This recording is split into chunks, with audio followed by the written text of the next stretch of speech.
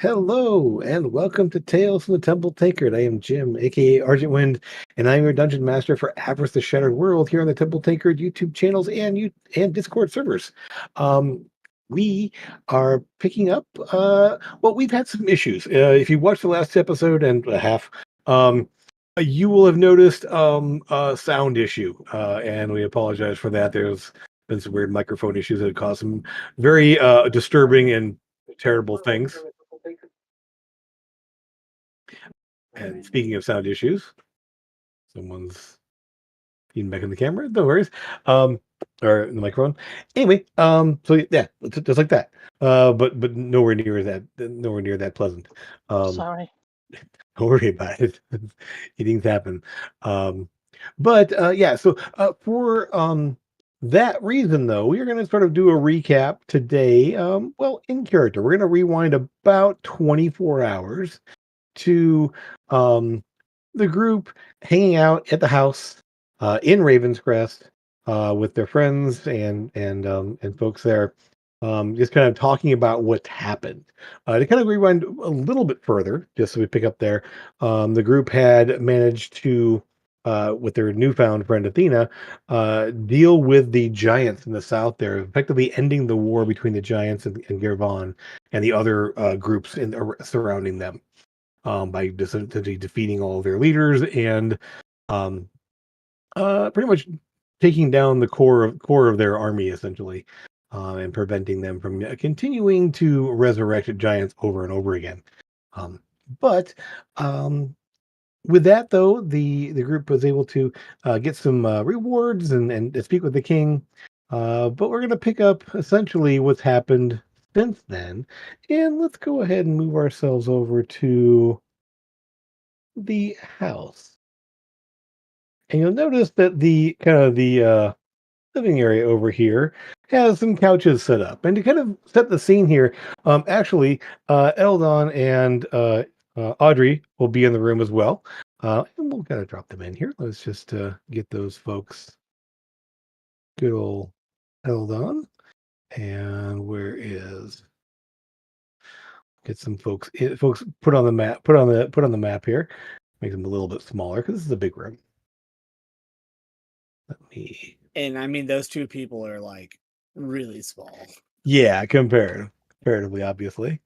Let's get everyone on the map here. Come on. Why are you not shrinking? There you go. Cool. Um, there we go. Mhm. Can I get Wow. Our house just keeps upgrading and upgrading every time we see it. well, what's interesting is this, essentially when you kind of all gather here, at first you were kind of at the kitchen at the dining room table, eating some food and drinks and adjourned here. What you'll notice is that Eldon and Sebastian actually um have effectively animated the furniture. And so some of the couches and chairs will walk into the room ahead of you and kind of plunk themselves down into the space here so you can kind of sit in here. Um, and so, yeah, these two couches actually right here were the ones out here that kind of wandered themselves in. The two chairs from the study wandered in there as well. And the red couch actually was already here, just got tucked back in the corner. But literally, the furniture walked in preceding you. And so you can put yourselves on there wherever. They're kind of gonna hang out a little in the back out of the way. Did you say the furniture walked in? Yes, Yeah, it's animated. animated now. Yes. Chesty brought some friends round. No, it's not. It's not mimic furniture. It's literally the furniture was like animated and walked. Okay. How tall is the ceiling in here? Oh, plenty. This is Okay. this essentially was a sort of like it's not large to be a ballroom or anything else, but it's like about Mhm. 10 feet. I mean, yeah. And like here in the center space here, this is like 14 feet, 15-foot ceilings. Okay. Yeah. You're not gonna want to kick on any growth spells or anything else you might hit your head, but yeah. I'm not in charge of that. Somebody else is. Yep. So oh yeah, so we also Oh, have where are they at I here? don't know him, so I'm probably gonna sit there. Bring in Gildor and yeah, you pretty much have most everybody. And course. Let's go ahead and put yourselves in there if you'd like. And there are enough for 3 to sit comfortably on the couches there. You can kinda just arrange yourselves and kinda put yourself relatively where everyone is. We'll probably go ahead and bring in Elliot too. Be better. Lindra's there. Yeah, I don't have I ever had a token for Lindra? I don't know if I ever have. Mm-mm. Let me see. Who can I use? I should change that at some point. He's Should never make- actually been in an encounter. Let's see. There's no picture for her on the World Anvil, so probably not. Yeah, I never actually pulled one up. I think I had a concept of what she looked like, but never actually Mhm. picked something specifically. And for reference, Iris would not be here as she has Nope. probably gone back to Doldrus and to Granny. And Catherine and Reese are still in the city, but they have moved out of the house and they are in their own home. Yep. They are here tending to Granny's Tandra's business, as it were. So effectively, the kind of the keeping of the house, they basically hired on someone from town, probably just um, someone who's willing to kind of do the work there. She's not staying in the house there, so Iris's room, which was right over here, is basically empty at this point. Um, you do know that Dale from the Jewel Flagon comes in and takes care of the underground like mushroom garden and everything else, and takes care of some of the plants around the area, along with Elia, of course. Sebastian is still here, kind of tending to more of the mechanical things. Of course, Eldon and Audrey are here, but they're kind of wrapped up on their own projects for the most part. So it kind of comes down to it's not really as as crowded as it once was. At one point, every room in the house was full, but now many of them are empty currently. So, but so I'm still looking for someone here. Let me go ahead and bring out who's that? This is not right, but it will do for the moment because I will find someone. So it is a. Poor Lindra. I know. You're not right, but you'll do for the moment. Yeah, I What? need it. Is We she's a brunette, so we know that much. So we're gonna do that. So it's not quite right. Yeah. Jessie is about a little bigger than the size of a shoebox now, right? Hmm? Chassis Oh, is a little bigger yeah. than the size of a shoebox. Yes. Okay. The little mimic is now, yeah, we're kind of a little bigger than a shoebox, correct? I moved to the rug in front of the fire so Lindra could sit next to Lucas. Sure. Or shrink tokens and get 3 people on there. Yeah. Don't worry, I won't try licking myself while I'm sat here. Like a cat. I'm not Nans. Not a Don't problem. hand me. No way. That is not a me I meant thing. like cleaning myself like a cat, not anything that you're thinking about.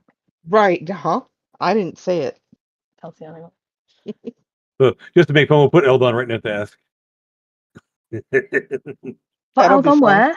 Next Eldon to right ask. next to Ask. Yeah, we're Next to right. Ask. Nice. Yep. Yeah. It's only got to do both the voices. No. Yes, he does. I'm starting to slowly get S voice after. Yeah, three I'll take care of Eldon here for the most part. But so let's see here. Sebastian's off somewhere else. I'm not gonna bring him in. Bring him in for this. This is pretty much this is pretty much family as it stands right now. So, Mhm. but so you did. We'll go start with Ellie, of course. So you defeated a bunch of giants and stopped a war and got rewarded by the kingdom and everything else like that. And then, um, I'm only hearing rumors now. But what happened in Port Oris once you got back? Nothing.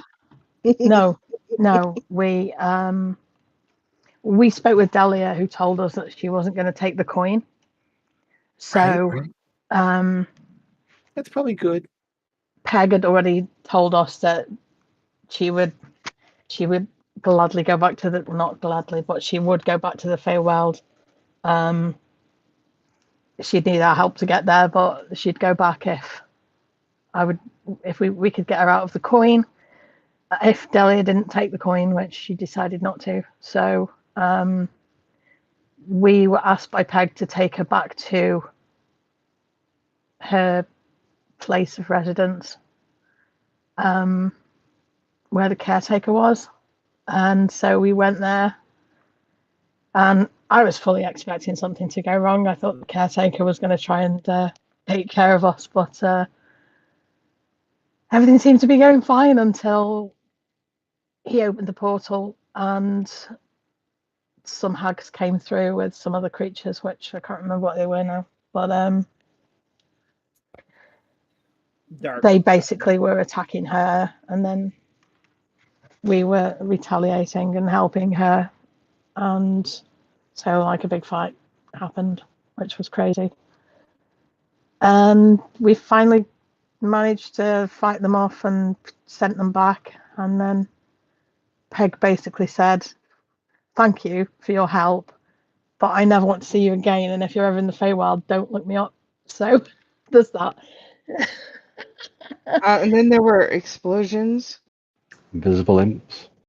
Invisible visible. imps exploding. That too. Mm-hmm. Yeah, I heard a little about that. We saved the city, obviously. But Well, not all of it. No, but most of it.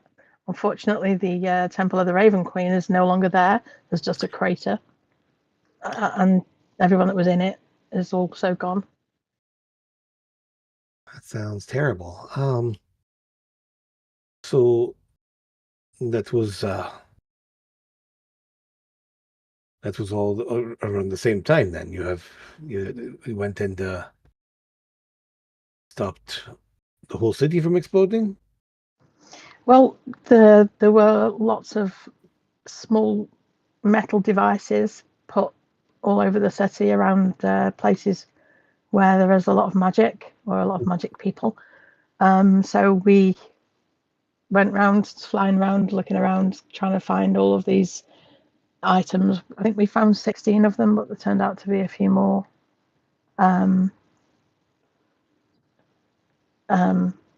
Esk and Athena decided to take one away from any buildings and kicked it to death until it exploded.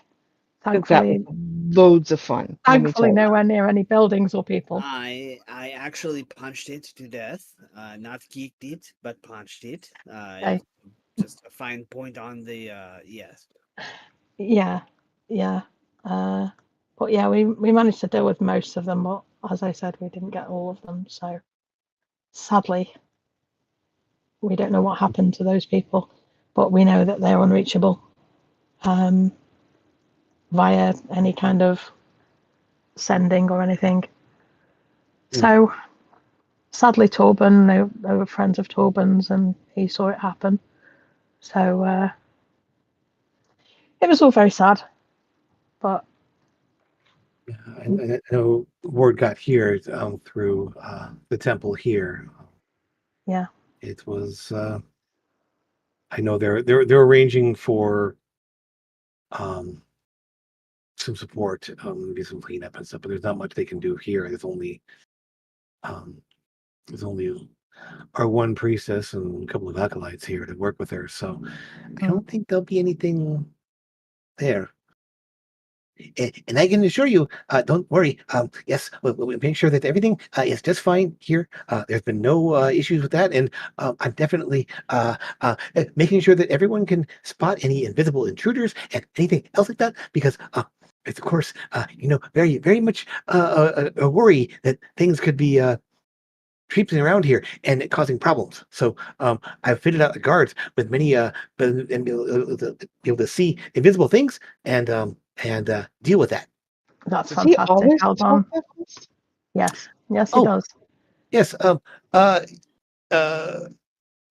I don't think I got your name. I'm Eldon. Well, I traveled with these guys for quite a while, and but now I'm overseeing the house and the city's magical defenses and offenses and innovations and all sorts of fun things.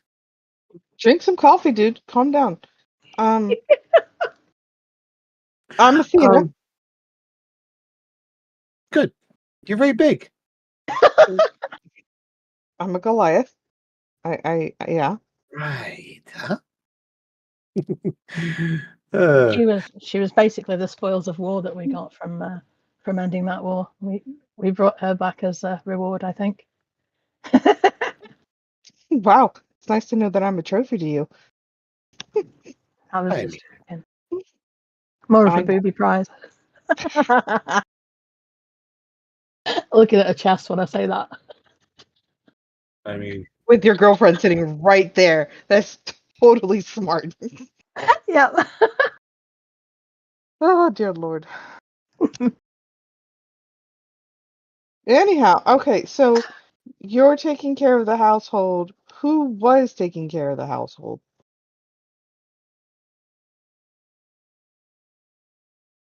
Um, well, we're sort of taking turns. And Audrey's like, I'm kind of doing some of it. We have someone that comes in and helps out, keeps everything stocked and everything.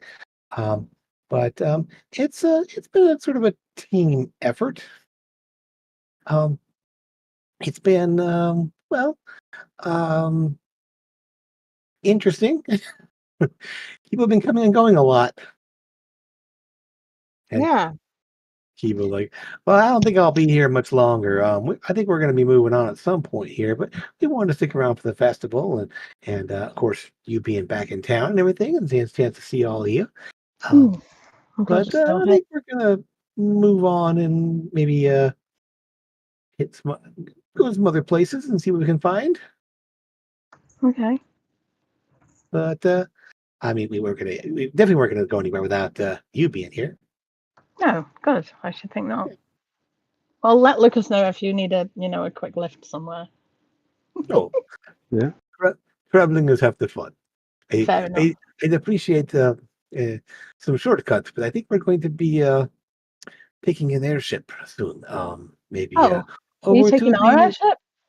no, we can take the our own. We can arrange travel otherwise. I'm sure you can. I'm sure if Elliot's dad's finished with ours, well, you could use that. We'll see. I think we're going over to Coppervale. I want to see. Um, I mean, Kiva here knows dwarves and speaks Dwarven, and so might head over there and see some of the amazing structures there and such. I think we might actually be heading there at some point ourselves. Ooh, yeah, We are? Right, Athena? We are? Isn't there somebody in Coppervale? No? I thought there was. Mm-mm. yeah. Are you sure? You don't know those people. You don't know them until you meet them now. But look at us guys. Yeah, Elliot, I'll point to Gildor and I'll point to Kiva and say, look at us now. This time last year, we didn't know each other. Well, kind of leans back Kind of. there. Well, kind of. You know, we'd never met. Let's Right. say Now we know each other. that. Yes, dear. La la la. Yeah, okay. But I didn't know we So, were going like now. Well, have we got anything else that we need to be doing? Anywhere else we need to be? Well, no, apart from saving the world, we can. Well, we can do that from everywhere, can't we? Everywhere we What go needs in the saving, world? so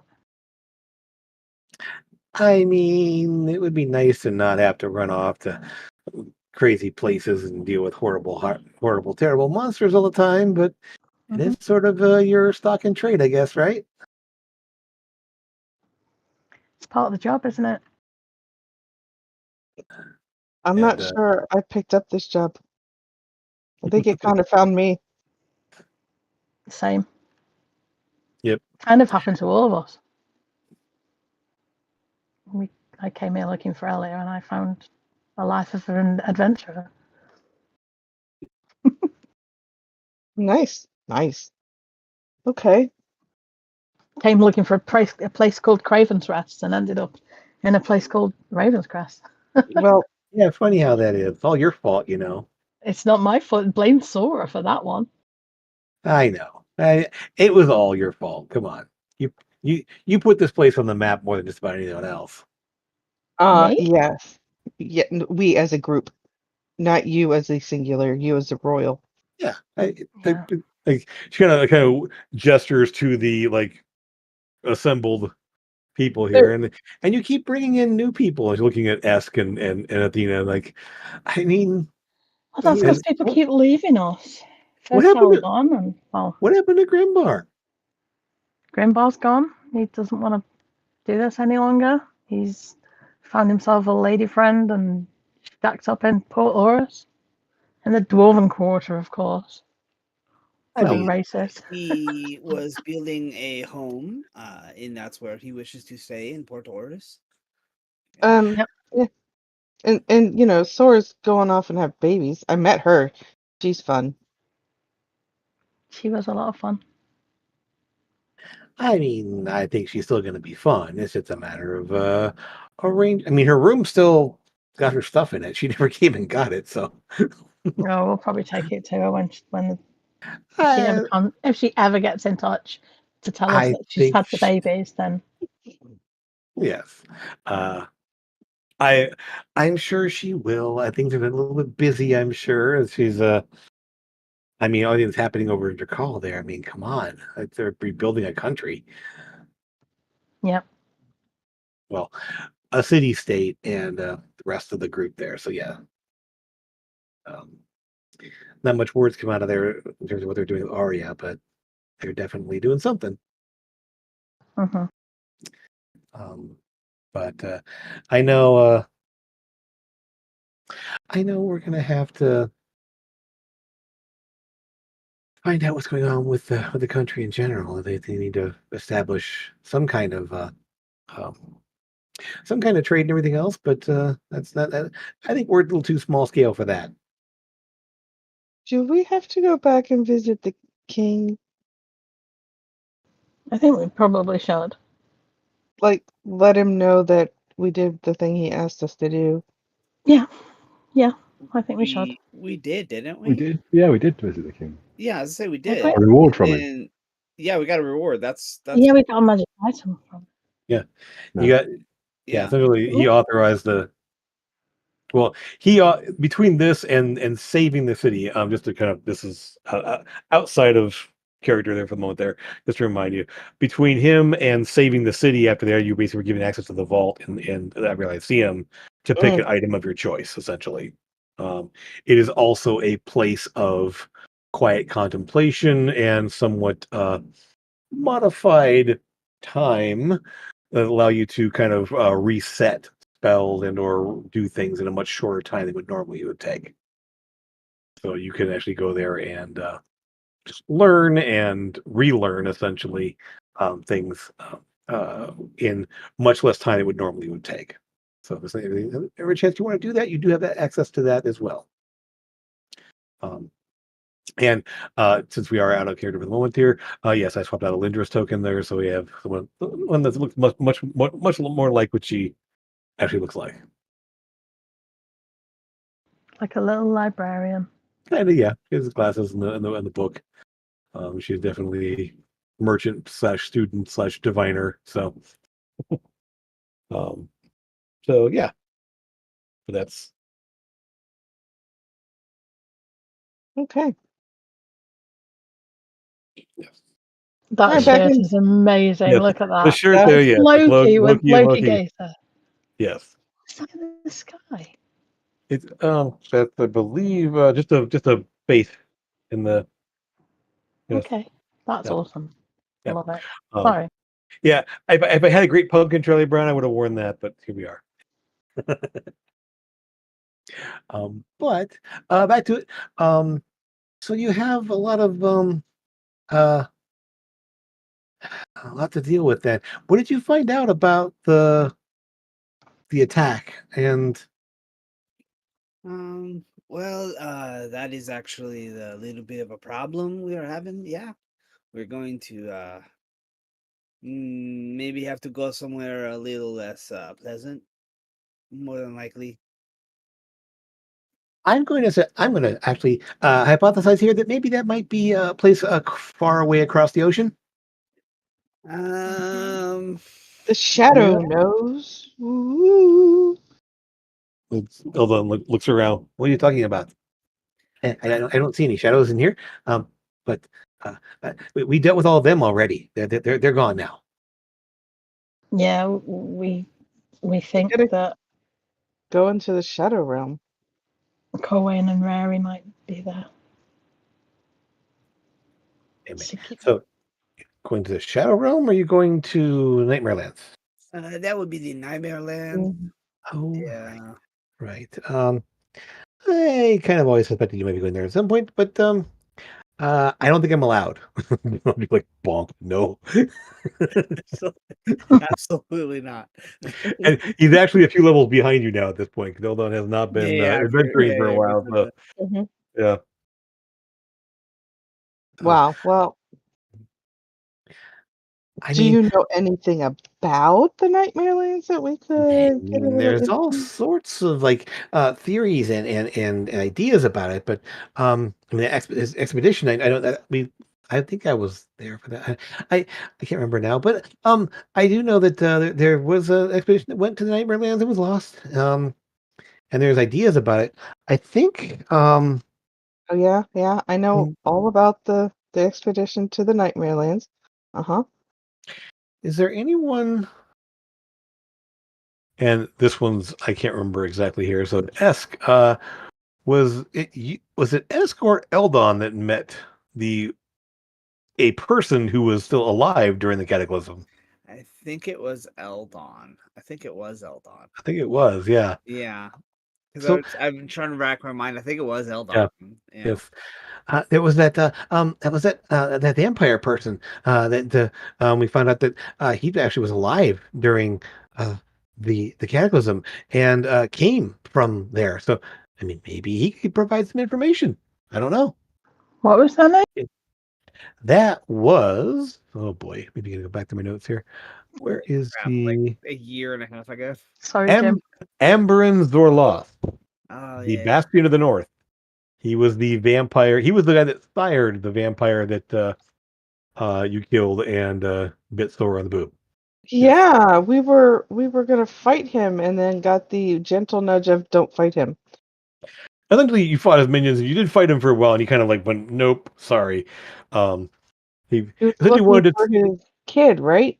Essentially, yeah, he basically came to see if you were worthy, worthy of being able to kill. Oh yeah, the vampire guy. Yes, Mm-hmm. essentially wanted to ensure that Shit. you were uh like worthy combatants that for someone to take down a child of his essentially.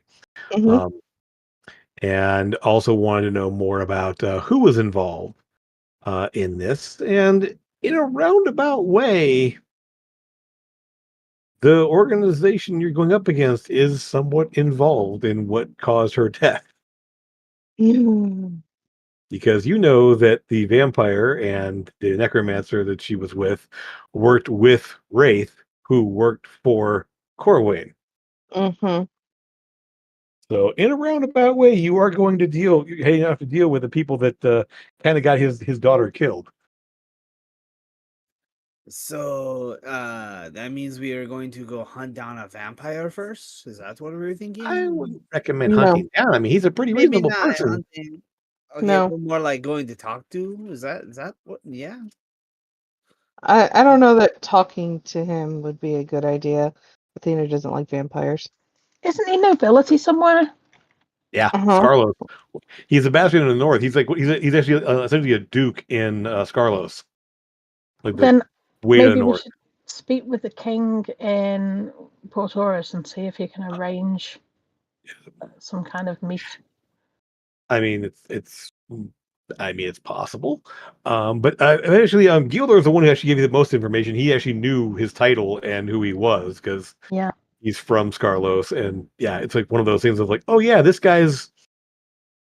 I mean, he essentially guards the whole northern border of Scarlos against all the monsters and frost giants and terrible things that are up in the tundra up there. Okay, I so I mean, take back my comment of going to hunt him down and more just let's go talk to him. Yeah. I mean, Yeah, but we I, can't just go and talk to him without an inn, can we? And we know the king now, so I think that would be the inn. Well, we know I him. don't.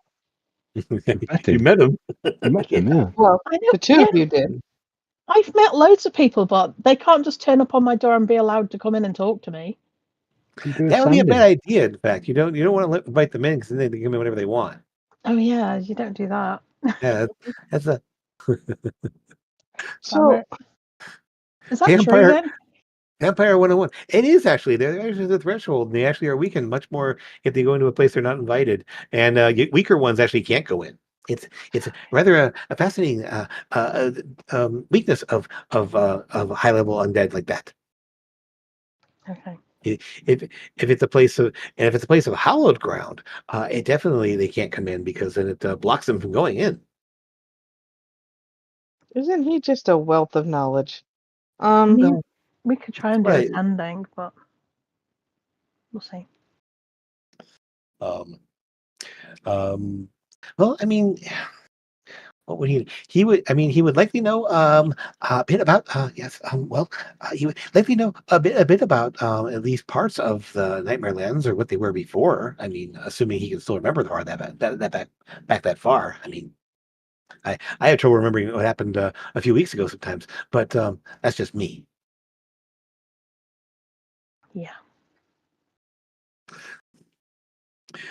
Um, well, hopefully you won't go wandering off into a vampire's lair anytime soon. Is that we're not doing that, right? I certainly hope not. I would rather not go into any vampire's lair. That does not sound pleasant to our well-being. Uh, Well, I'm looking at Amethyst and Lucas and going, we're not going into a vampire's nest, right? No, it we're doesn't. gonna speak to the nobility from Scarlos, I, who happens to be a I vampire. well, I I just want to point out he's not like he has a nest. He has essentially a A entire palace. duchy. I mean, it's like Yeah. he has got a, like a walled fortress and with troops and he essentially is the Duke of the Empire. I mean, he's I mean, up until recently, Portoros was being run by a hag from the Feywild.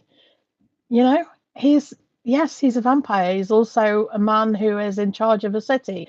Who I'm sure. I mean, we met him. He didn't eat us. I'm a sure bit. it'll be fine. He But mostly didn't. Yeah, it's like he did a bit. He did He bite a mostly couple of didn't us. eat us. He mostly didn't Right, eat right, us. He right. did bite me a Okay. little bit, but that's he that's mostly different. didn't eat us. I love it. Oh, dear Um, Lord. he was But he was scary. Yeah, that was hmm, yeah, yeah. You that know, everything we do is scary these days. certainly is. Can And Lindro kind of like it's kind of I'm so and glad it's Elliot doesn't give me crap like that. Like uh poor Eldon gets clonked on the head yeah, a little bit. Yeah, mhm. I mean, yeah, Alindra because it's has time. been mostly quiet during most of this because she's been taking it all in, and this is also the first time she's been around everybody here, and so she's definitely out of her element a bit. But I mean, she's um, and you know, because in conversations with you've had with her that she's seen dark things on the horizon. Part of the thing about being a diviner is you kind of get like portents and stuff like that occasionally, and so Mhm. sometimes there's I mean, she doesn't know exactly what's going to happen, but there's dark things afoot, and so um, like yeah, she's definitely concerned, obviously. My main concern was when we saw the portal open, and things coming through from the Nightmare Lands with some kind of crazy flaming dragon. Well, Which, correct that one there. You actually were seeing into the Shadowfell. It was actually a rift sorry, in in the rift in the Shadowfell. Shadowfell. Yeah, Mhm. yeah. Sorry. It's however, you did pull up, and this is throughout this here, you did kind of get into one of the heads of the imps, I believe, and got into their memories, Yeah. and did see essentially well, partially ruined city, blasted landscape. It looked like hell, essentially. There was like fire and darkness everywhere. It was a large city area where it had been there with like clouds of imps flying around, and just it was definitely a very nightmarish looking place. And it kind of that's just it. You don't know where that would be, where that would correspond to, because again, it's been 1,200 years since the cataclysm. So Mm-hmm. what was built and or rebuilt or destroyed, there's no way to know. But it definitely had a very demonic looking feel to it. Definitely demonic looking look to it. Very hellish. Yes. Yeah, wasn't nice. Yeah, so Shadowfell was just dark and shadowy and gray with all kinds of like shambling, lifeless things, except for that dragon that was actually coming toward you, which was some sort of strange, like shadowy looking thing. So Mhm. yeah, rifts like that. That's definitely the largest rift reported.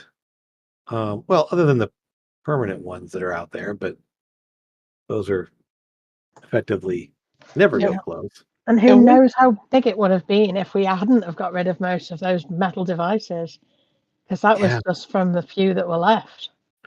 Well, that was because they had targeted the Lyceum and the Temple of Light too, and so that would have been.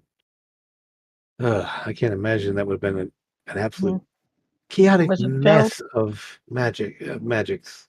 Yeah. Can we assume that if all those explosions had gone off, that would have created a rift and everybody would have gotten in?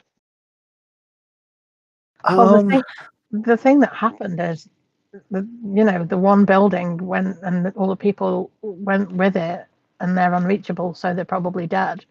The whole city could have been gone, or at least half of it. So then my question So is something we probably should have questioned then is why Port Oris?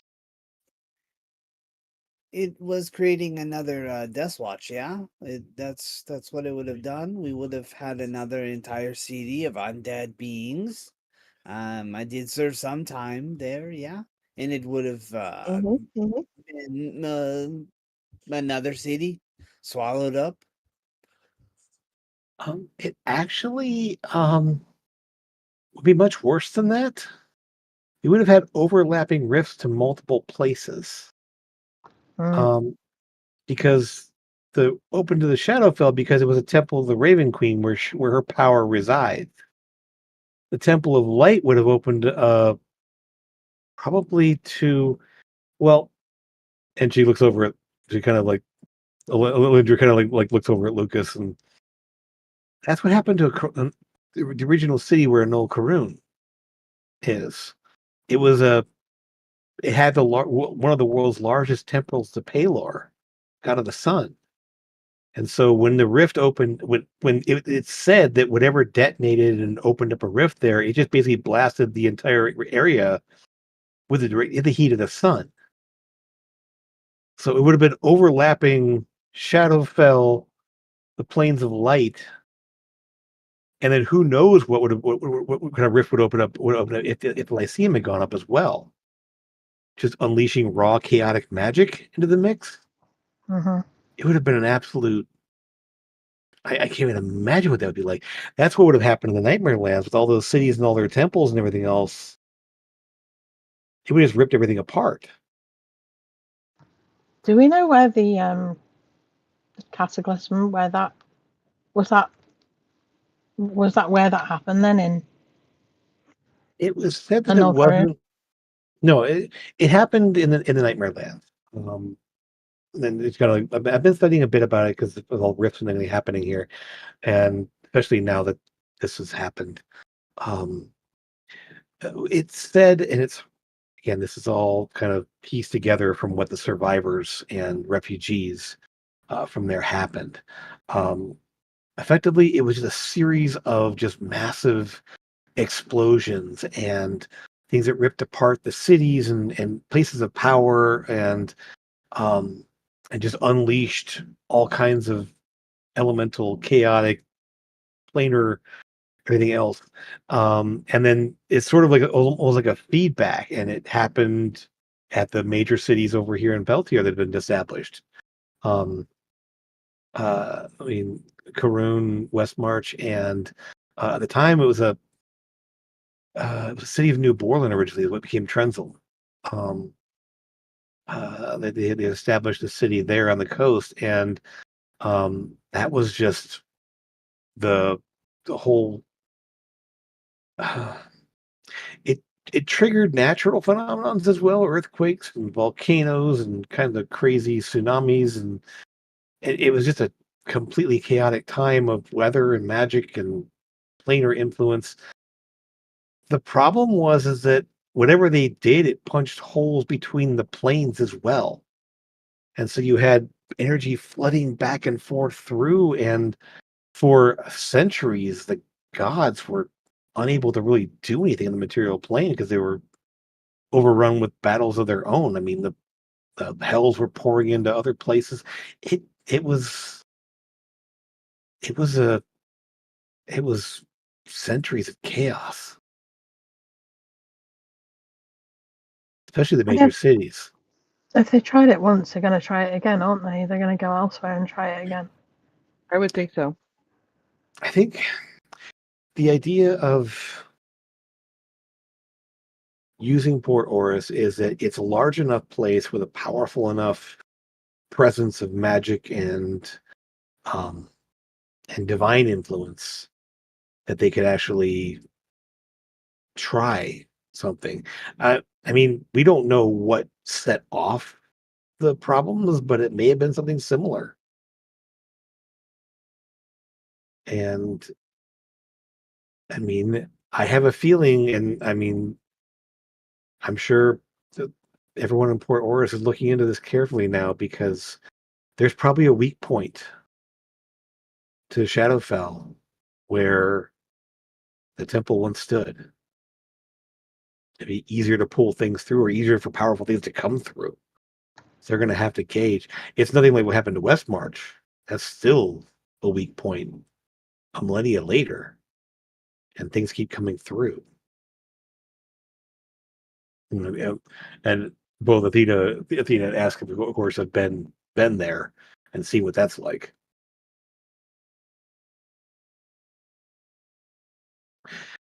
So, I mean, that's a lot Mm-hmm. to deal with, but I think that who's ever pushing this, it was said that there were cultists and nations of they were corrupt and overrun by infernal or fiendish influence, places of necromancy.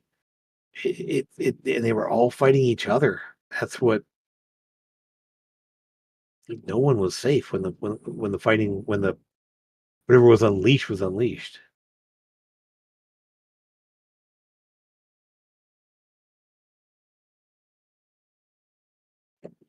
Maybe Mm-hmm. this bastion of the north might have more insight at what happened. I mean, the elves did were in the northeastern portion of well, Tygash. That's what the Nightmare Lands were originally called.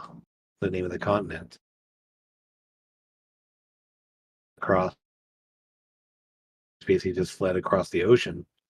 along the on the northernmost portion, settled and became what became Scarlos. Guess that means we have to go. Gotta fix it.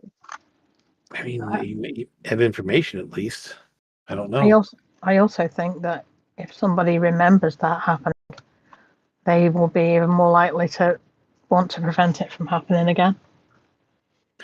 Probably. I mean, and Giller will. It is said that he is quite a protector of. He's given his title, and though he's a vampire, he's also fiercely protective over his lands and Yeah, and also nation very in general. powerful.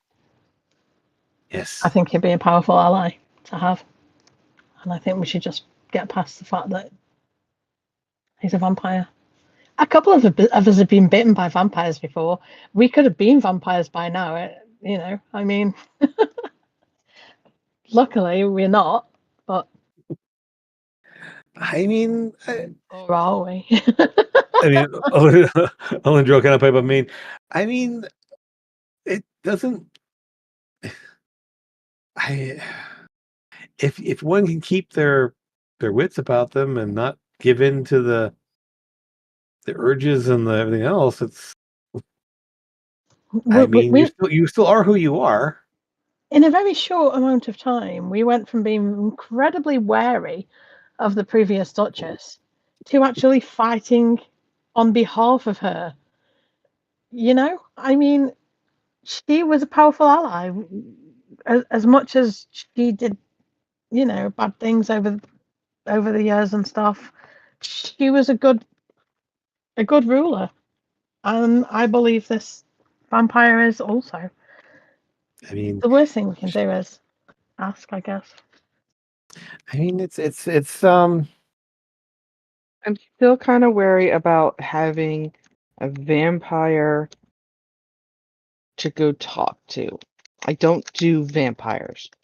Some people are wary of Goliaths. Yes, I know.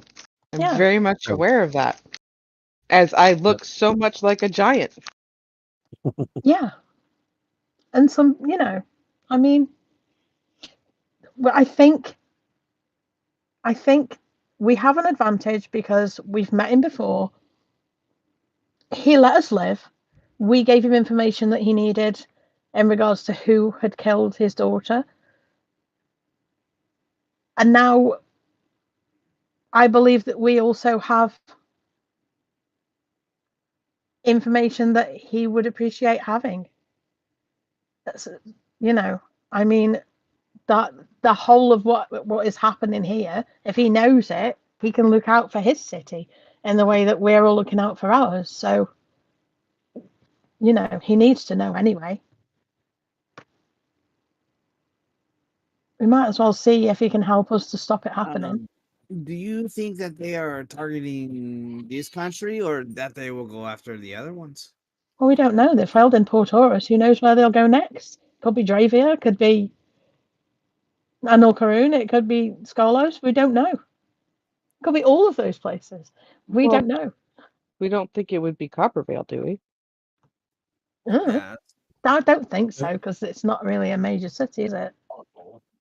Oh Is Well, it? no. there's Oh, is some it? big Oh cities in yeah. Coppervale. There are Oh, some is it? really Okay. big. The oldest city on the continent is in Oh, I didn't Coppervale. know. Sorry. Ironholm. Yeah.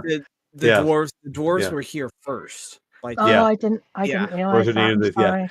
So yeah. yeah. So the copper the main city of the main city of in Coppervale, what became Coppervale essentially was a massive underground city. Stone crap.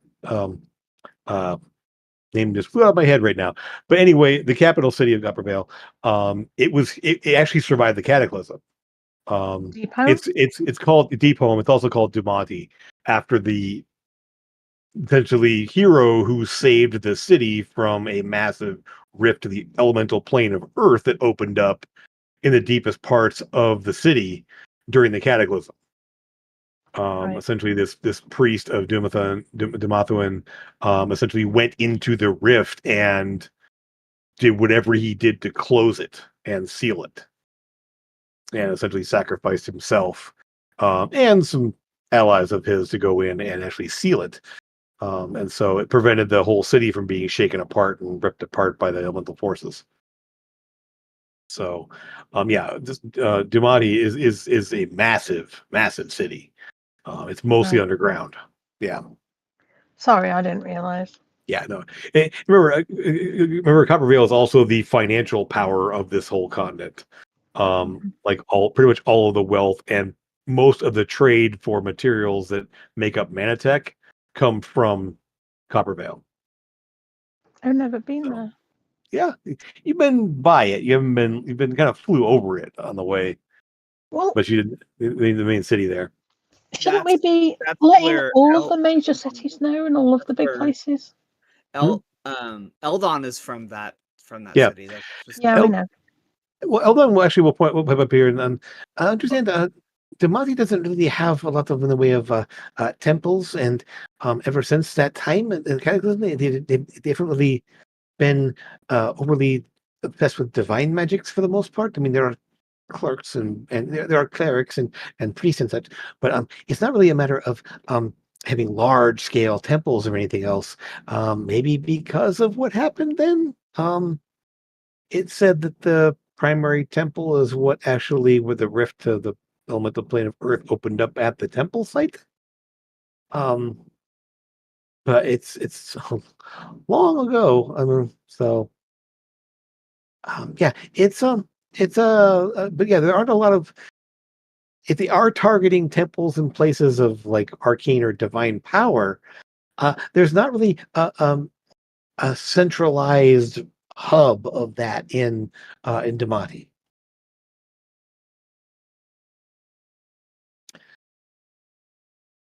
I mean, the other place, and I mean, and you all know just from there also was not a lot of that in Drakal either. Um, there were some temples here, more like shrines basically, but there were no like massive temples, or um, places like even the like I realize see him in Drakal specifically.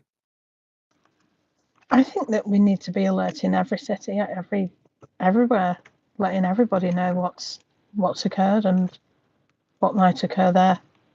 Word is getting around.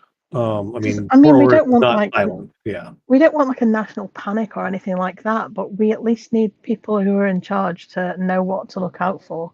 If you see invisible creatures flying around with metal balls, stop them. You know. Yeah. Oh yeah. Yeah.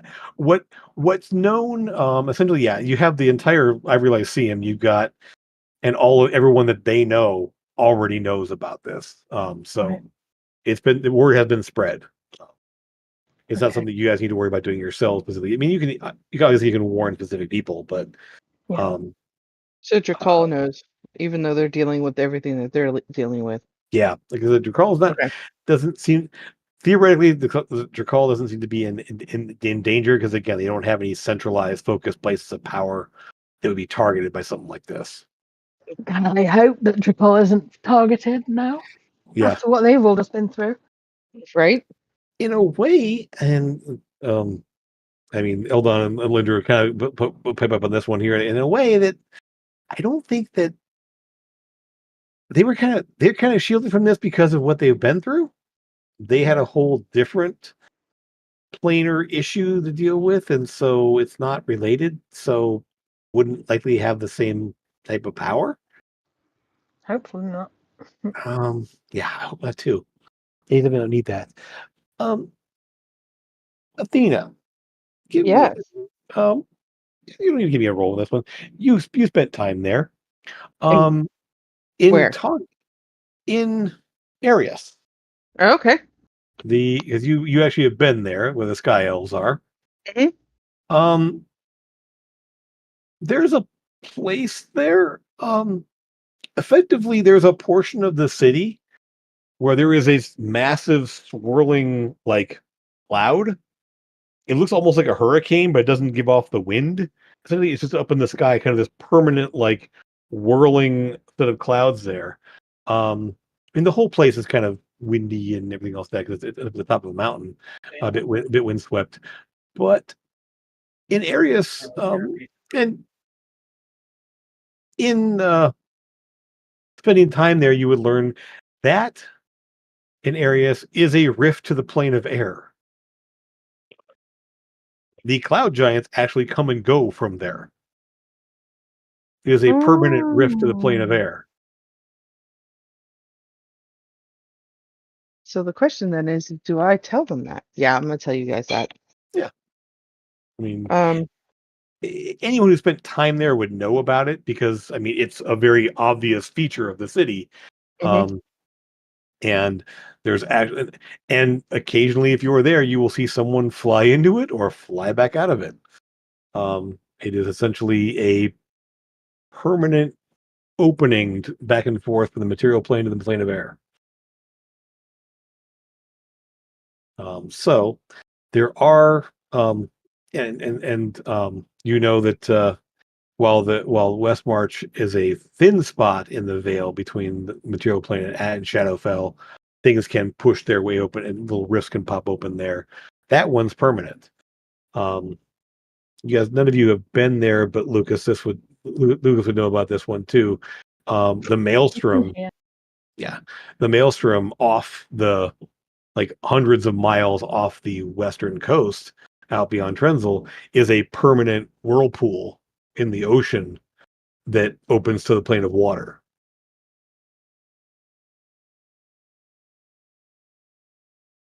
And Sebastian would have talked to this in the Verdant Wilds, where I mean, not Sebastian, but Brevalor, who is from the area where the Yuan-Ti are from, down there in the jungles known as the Verdant Wilds, as a rift to the Feywild there.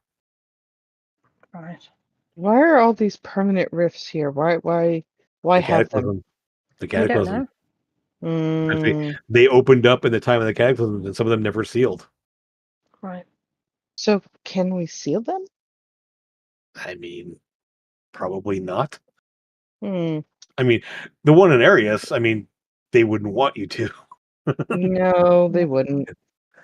And probably the Verdant Wild's the same way. People things are coming and going from the Feywild there.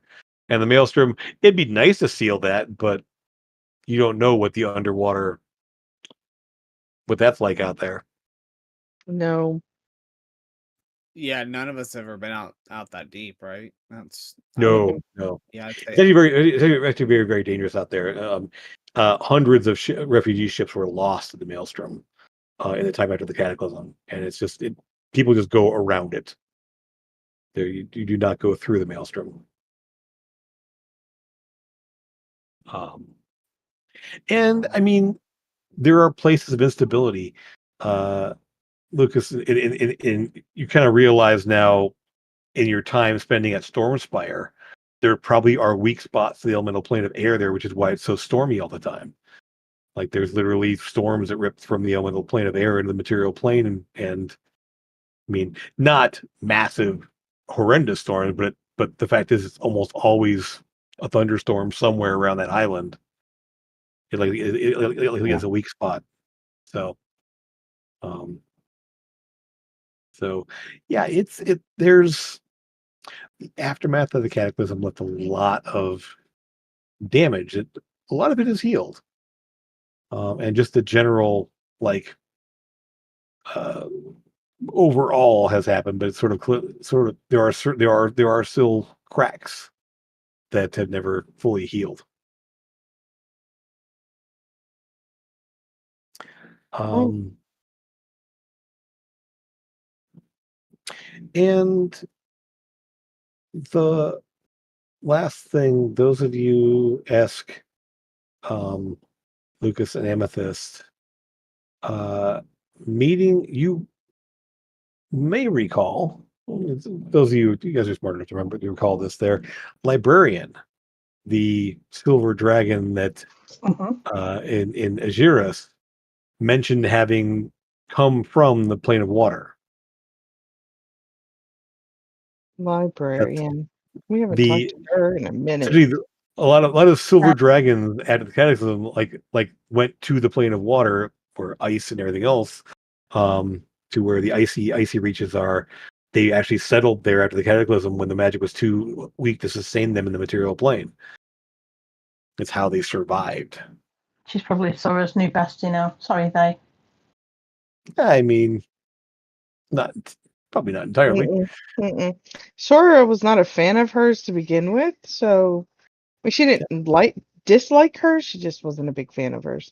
Yeah, but you're both there protecting the same child, aren't you? Well, there's that. Yep. And Shacked up with the same guy. well, and one of her primary roles was to teach said child. Yeah. Mhm. So yeah, that's Audrey will kind of pipe up. I would not recommend taking the airship over there. um Mm. Serenity's good, but I don't think it could handle uh it could she could make the trip over there, sure. But being there and being intact to come back, that's No. the part I'm worried about. I mean, she's not meant for war. She's meant to transport. Well, not only am I not willing to risk the ship, I'm also not willing to risk the crew. Right. Exactly. So, um, as I see it, there yes, there are well, uh, three potential avenues of information and or maybe even ways to reach the Nightmare Lands.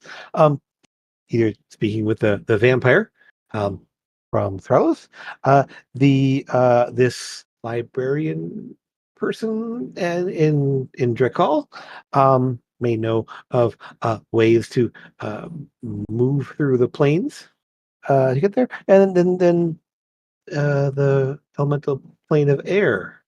Because the way it works is the elemental planes sort of move in and out through all of the material plane, and so going in one place in the elemental planes, coming out another place, there may be a way to come out at your destination. If you find someone from the elemental planes there, they may be able to actually uh, have ways of traveling the planes to get to Nightmare Lands.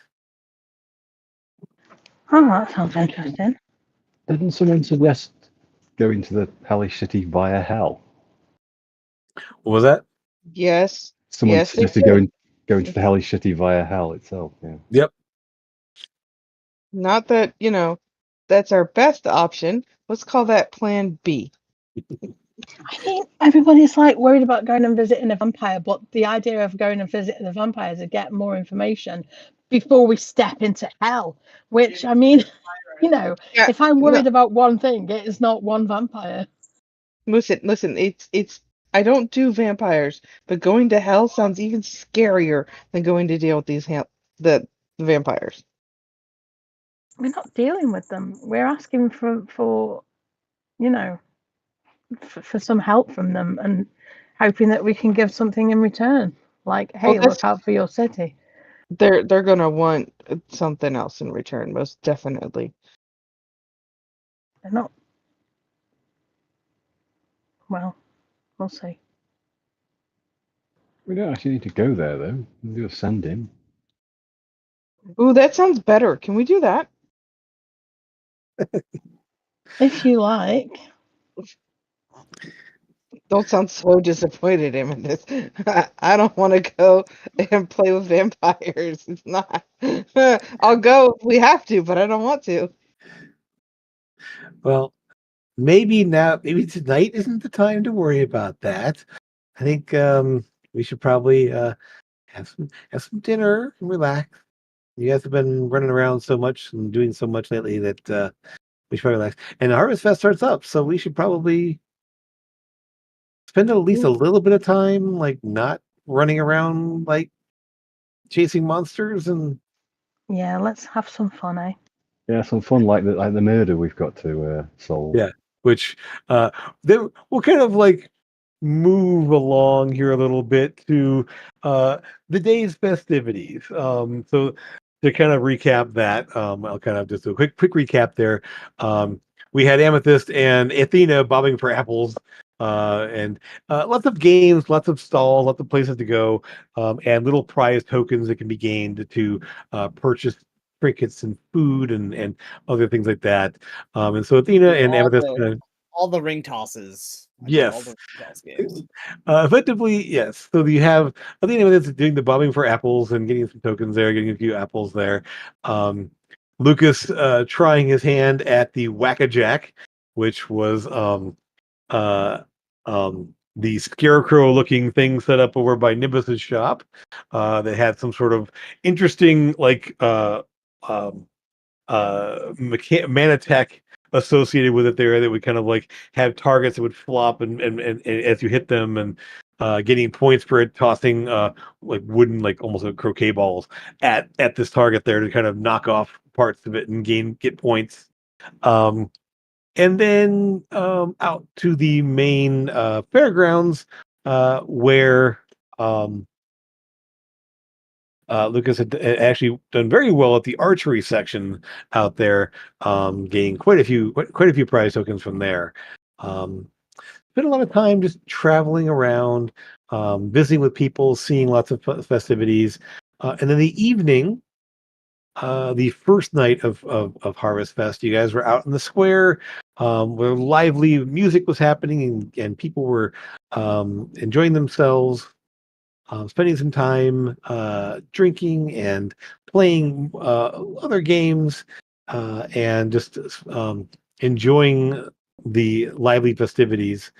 Um, you guys had spotted Riley, who's now captain of the guard there, Elia's sister. Um, uh, that she was speaking with Dunkhorn and a soldier that there was something wrong.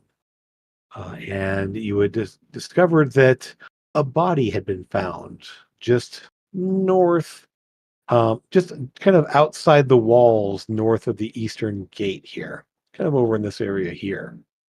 And uh, being the people you are, sort of volunteered to go and investigate. The one thing that you had heard, this person had been clawed across the chest, and they were quite dead. I hope it's not more swords. That is Well, if you guys have filled me in, because I was completely oblivious from what I remember. I was too busy talking to earlier about stuff.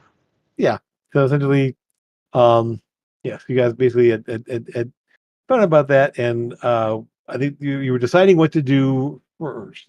If you want to go check it out, but we'll kind of pick up there as you've discovered the issue. You can gather who you want to gather and head on out to see what's going on. So who's all going to go check out the body? I'll go if they tell me. Yeah. Yeah, we're Okay. gonna I'll grab tell everybody everyone, and yeah. tell everyone. Okay. All right. Yes, off by So, that door. um, Me. your okay. Well then, Elia will just sort of smile and kind of grab Alindra's arm and kind of take her off to go do something there. You guys will have fun. Have fun, great, thanks. Fun, yeah. See you Yeah. later. Uh, I'll keep you so, posted. okay. We'll be here and keeping an eye on Square. Make sure that nothing happens here. If anything comes up, I'll let you know. Don't do anything I wouldn't do. No. So, in heading through there, as you kind of get outside the square, it's a little darker, a little quieter. It is nighttime. It is definitely dark out at this point. The festivities have been happening for hours at this point there, and you have a very lively time. And kind of as you kind of move through the streets there are like lamp posts with actual lights there. So you're not like walking into darkness, but it is quieter as you move away from the square itself. Kind of moving along here out toward the gate. As you get to the gate, there are some guards presence there, and Riley is accompanying you basically to let you know where things are, what things are, where this took place. Um, to kind of bring you out, and uh, essentially when you get outside the gate, you head probably about 50, 50, between 50 and 100 yards, kind of out in this space over here.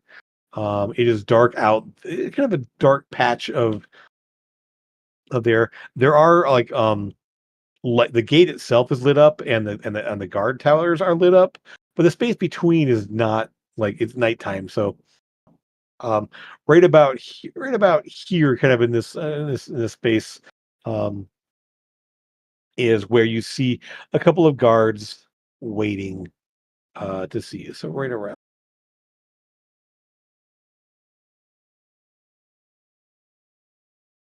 I think we're good to go.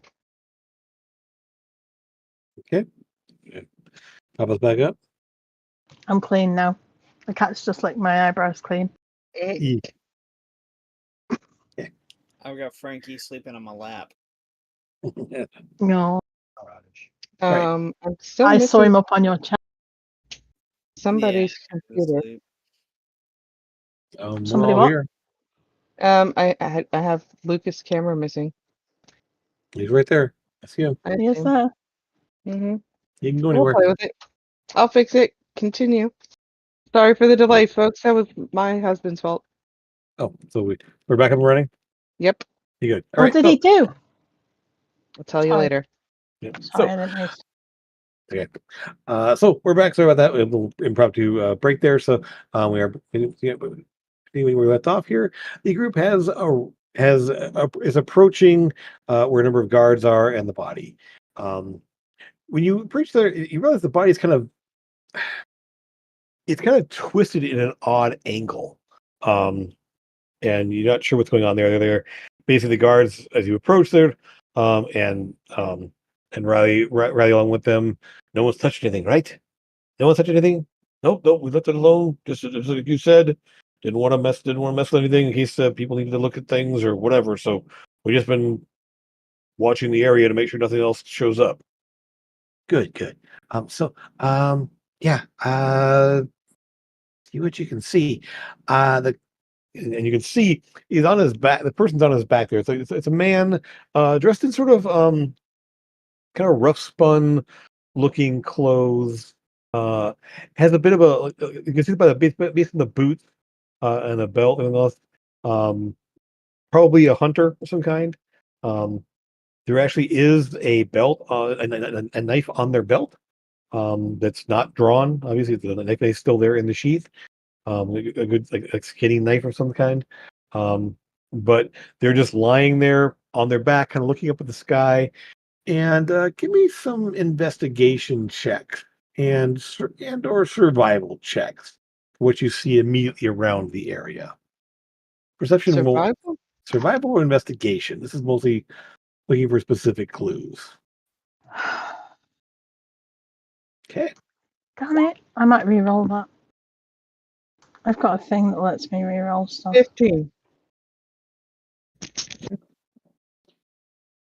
If you want to. Um, Let me find it. Where is it? I know I can do it. Okay, so ask first of all with survival, as you're only to roll survival there, you will see. What's interesting is you don't see. Okay, you're fine. You don't all need to roll 25 plus. It's okay. Damn it. So That's 8. fine. So would you kind of like looking around the area first? You will spot. First of all, there are no footprints for this guy in this place. It appears that he was probably dropped here. Or actually with a 16, yeah, you're not sure. As you kind of pointed out there, um, he, no, probably was thrown here from a distance away.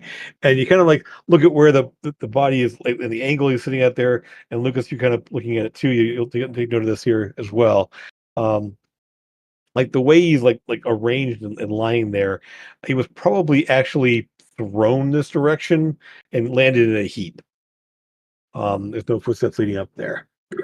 In moving toward that, um, esque, it's hard to say exactly how far he was thrown, but it was a pretty, like, you will spot what appears to be very you don't see footprints of anything. What you will spot is a strangely, like, a strange trail of dead grass. Now it's fall, and so the grass is kind of starting to get a little less vibrant. But you'll see some spots where the grass is definitely a little more dead, and it leads sort of generally northeast, Is it east a northeast. like a continuous line, or No, is it's just sort of like patches. And it doesn't look like it would be footprints, but it's sort of like you see like spots in the grass that are like where the grass is somewhat dead, in little patches, and it sort of like heads off, kind of off in this direction. Well, let's see, from like out here and then kind of curving up away. Um, you don't want to you don't wander off too far, but you can see where it's kind of heading up back toward the trees, maybe. Straight east of here is pretty much farmland. North of here is going to be up into the forest. Um, And Addie's so cabin. west, way miles to the north. Mhm. Like not even that's like almost a day's travel north. Actually, it's actually west of the road. So, um, uh, Amethyst, what you will definitely spot. Um, this guy's obviously the claw marks. You can see those there, but you'll notice that he's like looks terrified. Like there's just Mhm. a look of fear on this man's face. Um, like you just see him sort of the eyes are wide, like he was maybe even frightened to death as well as clawed to death. Okay. Hard to say exactly. Um, Athena, yeah, looking at the claw marks there, you'll see there's definitely it's basically you see like five claw marks, just kind of like down, like kind of right across the chest, just ripping through cloth very cleanly. There's like snags of like I say, the cloth tore and ripped along with the skin underneath there, but there's not as much blood as you would expect from a wound like this. Um, and in looking at it up close, kind of looking close there, it's somewhat burned along the edges of the wound as well. Is there any Um, reason why we can't take him to the temple and get him brought back? I mean, if you really want to, it you in the can middle try. of the festivities, we want to do that. Well, we don't have to do it immediately, but we have ways of. I mean, we could get him quite discreetly back to our house, throw him in the portable hole and take him that way. It's not like we're going to traipse through town holding a dead body that's bleeding everywhere. They're of bleeding. Huh? There's not a lot of blood coming out of him. No, but if he's in a portable hole, that won't be. Nobody will know, will they? Yeah. I am going to ask you though about your slod. When your slod makes its claw attacks, does it almost look like it burns the wound at the same time? No. Then this is probably not a slod attack. This looks more sort of possibly demonic Actually, it's. or I fiery. mean, remember, clawed wounds don't heal. Yeah. It's so it does leave sort of like a blackened mark that won't heal. Right. So now, is that it's not like he's not burned. Just the wounds are sort of like partially sealed, blackened. Okay. Right. When you said blackened, I thought you meant like Yeah, charred. she only rolled a 15, so Yeah.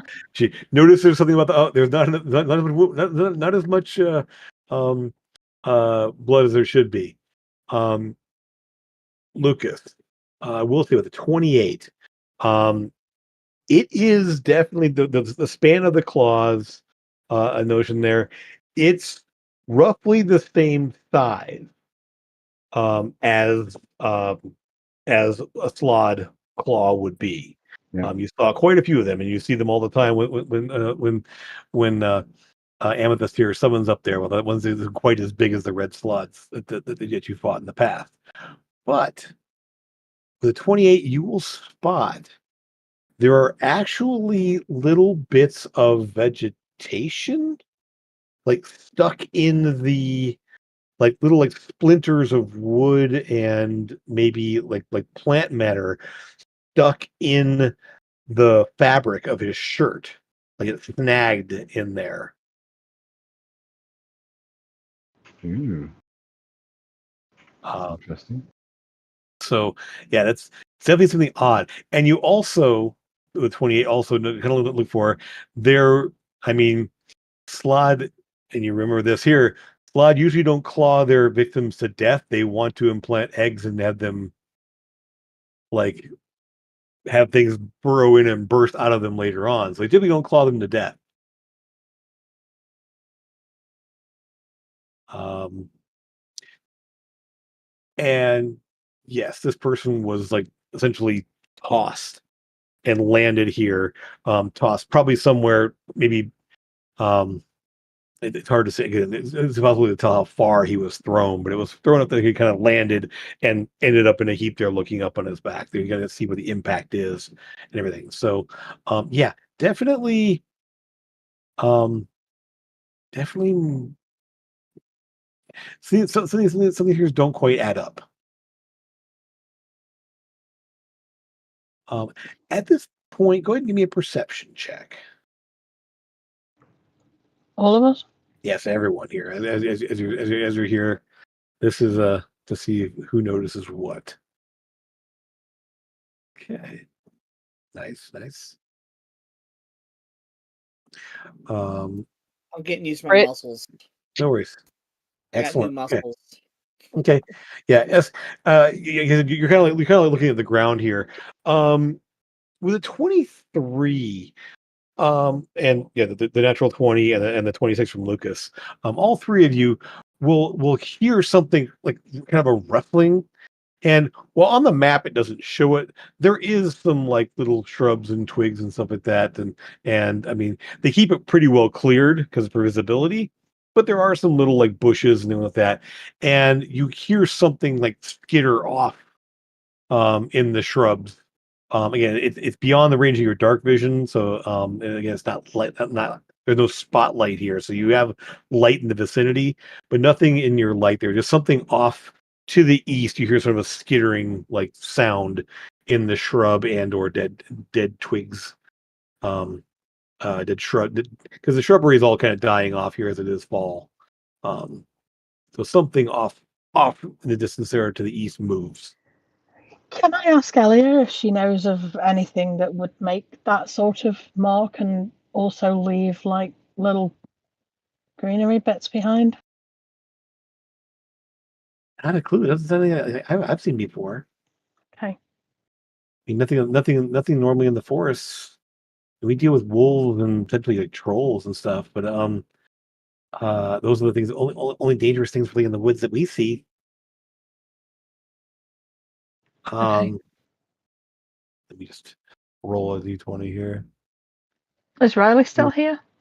Yeah, right off the side. Yeah. I'll say to Riley, try and make sure that all the guards know not to let anybody out of town yet, especially if they're heading toward the forest. Let us deal with whatever's there first. Well, as far as you know, all logging operations are brought in. It's a holiday, so that's not sending anyone out to do any logging. But people are going to be walking this road to go back home. Points to the farms. Yeah. We'll make sure they're all escorted. We'll make sure it's all squared away. I mean, and Okay. we'll have everyone travel in groups and with guard presence to get home. That's great. Do we know what this guy was doing out here on his own? And she looks at him. He's one of the hunters.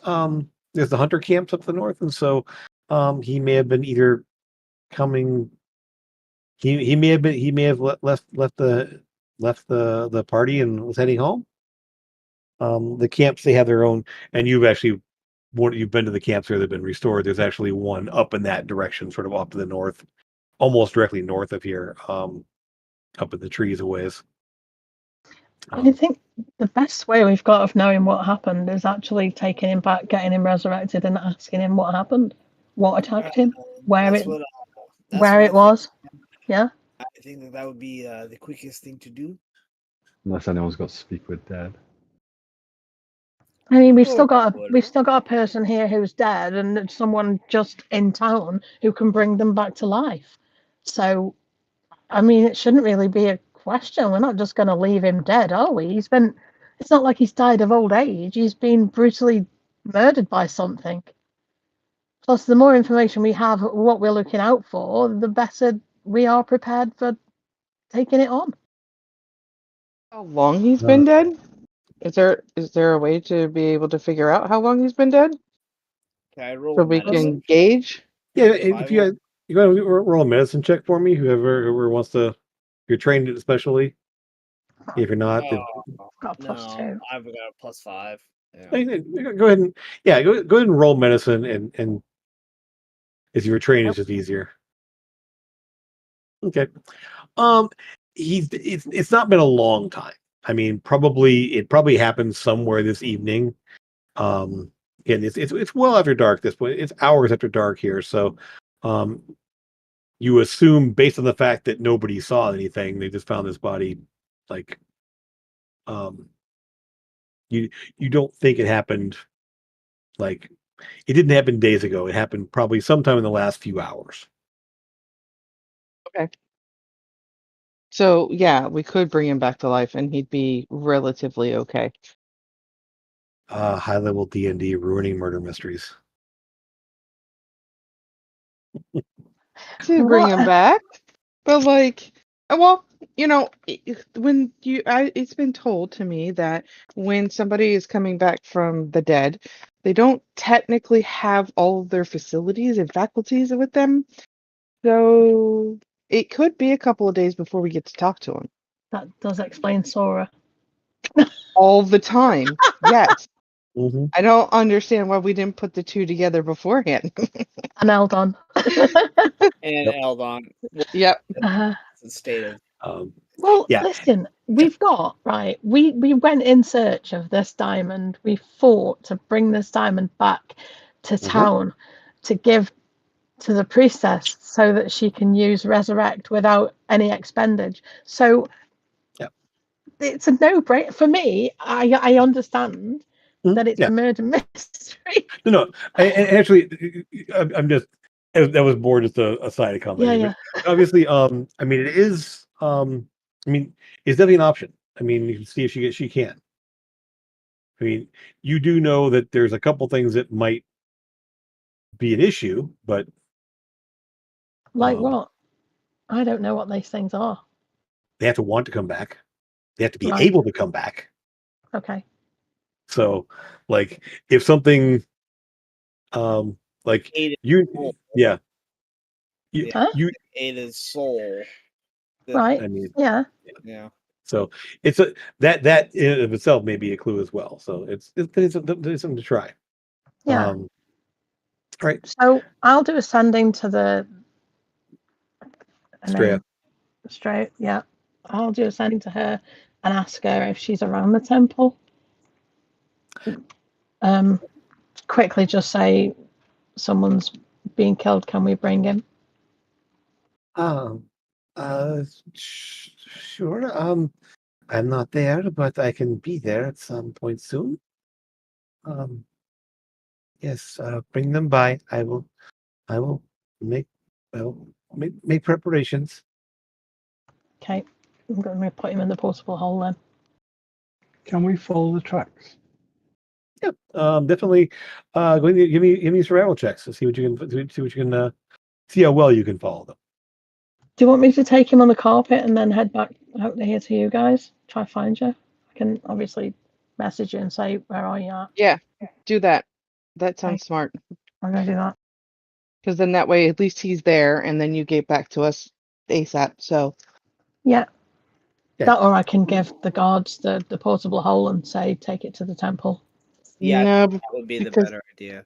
if you do that, then you're alerting the guards, and not all the guards know of what's going on. Remember, it's just I mean, Duncorn and just Well, Riley then. Riley's here with these us. guards here, there are These guards guards here. here. They're looking Yeah. at the body. So yeah. okay, Yeah. okay, yeah.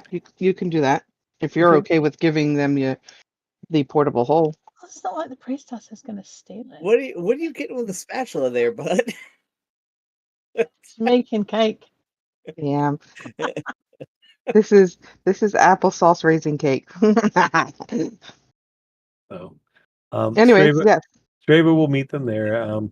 Essentially, she's not gonna be like there in the next like 2 minutes, but I mean, she's gonna take some time to get there. Are you in Um, bed? Are you doing that in your bed? Yeah, so sure. Straga's gonna get there, Yes. and then Good what idea. happens? So, so the guards will take the portable hole, kind of like looking at it, kind of weird, because they don't work with these kind of things. Riley will go with them. They will have Um, seen me put the body in there, right, kind of like making weird sure nothing magic, else is in there. weird magic stuff. Okay, they take Yeah. they'll head back in there. Um, and this makes sense here. Ask you were the one who kind of spotted it in the first place there. So, you rolling highest in the survival check there. Um, uh, yeah.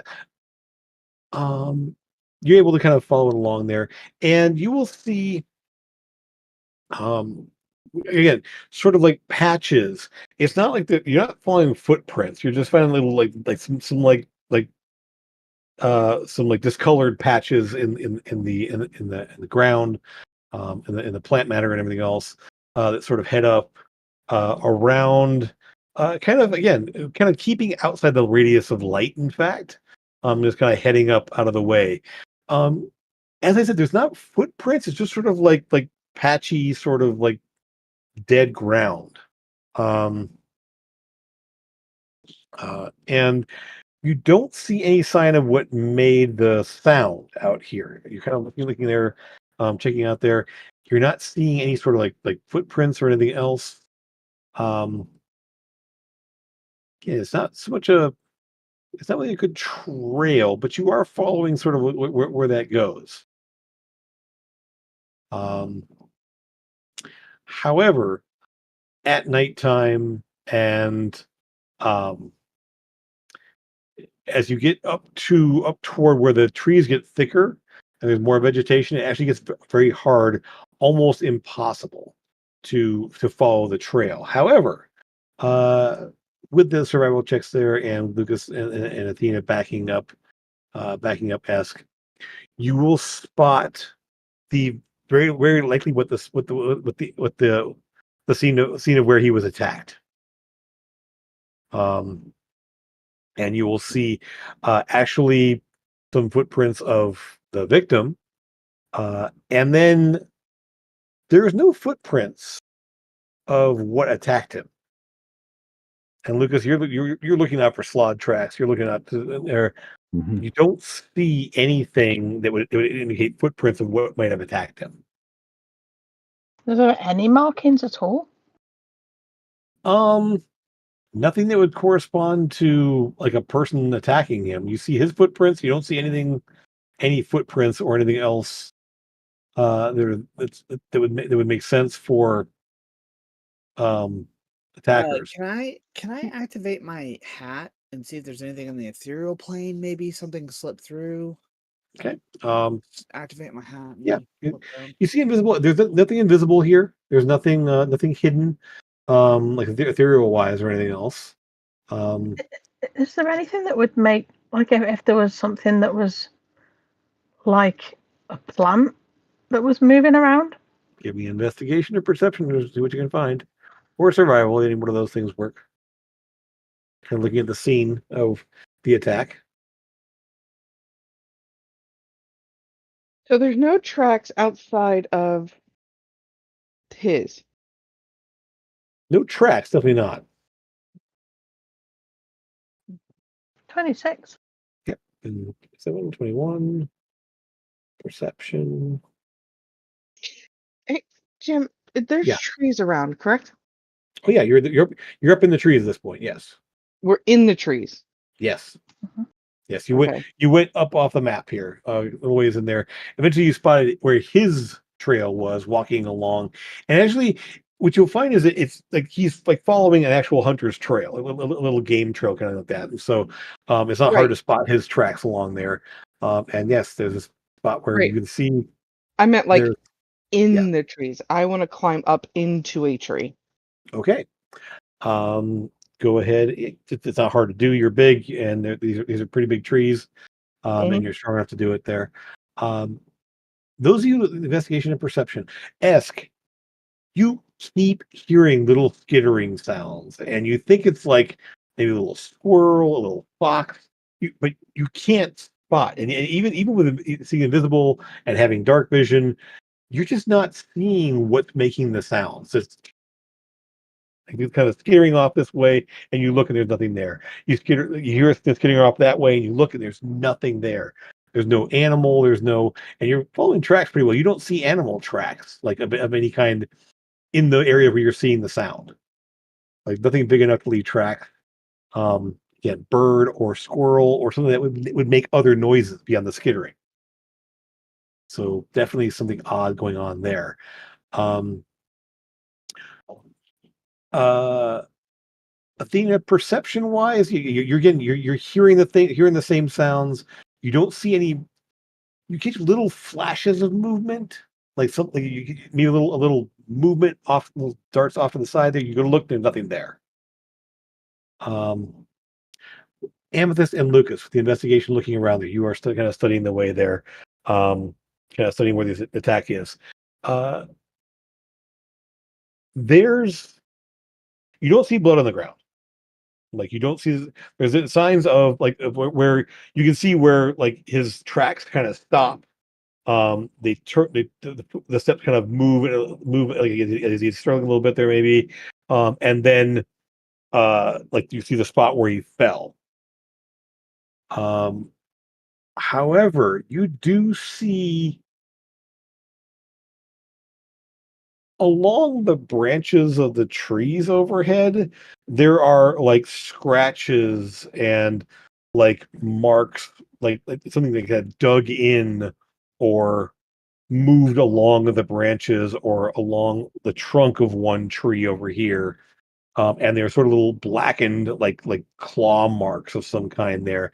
And finding a couple there, you could spot the same width of the claws would have been in the side there. Um, so yeah, definitely the scene of the attack is here somewhere. However, trying to find like a trail of something moving through and among the trees is proving to be almost impossible. Especially at night using dark vision, even like kind of spotlights and lights. If you fire up an actual light, it's just a crazy like moving shadows and as tree branches you're in the middle of a forest like try to move a flashlight or any kind of light around inside of a forest there you just see this crazy amount of shadows and shifting around you and everything. So what would you like to do? Seems to have spot that's seen an attack there. You see something attacked him probably from the trees and you're hearing skittering sounds all around you. Can we tell how big the creature was that attacked him by the size of the claws? I mean, the claws are bigger than a human's thigh, definitely. That's why you kind of thought Flawed is probably a good like 8-9 feet tall, maybe based on that. But it's hard to say, like, because you're not seeing like a footprint or anything else go along with it. There it could be some of those long claws. Are all the branches that we see the claw marks on, are they quite big? Are they big enough to hold something quite heavy? What's weird is some of them definitely are not. I say, are there damages damaged? Like, Yeah, there's definitely furrows and kind of blackened, maybe somewhat blackened claw marks in the trees. That's how they spotted them. Um, Well, but some of the trees there shouldn't hold something that big.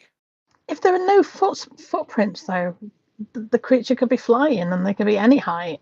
They could just be flying at 8 or 9 feet, couldn't they?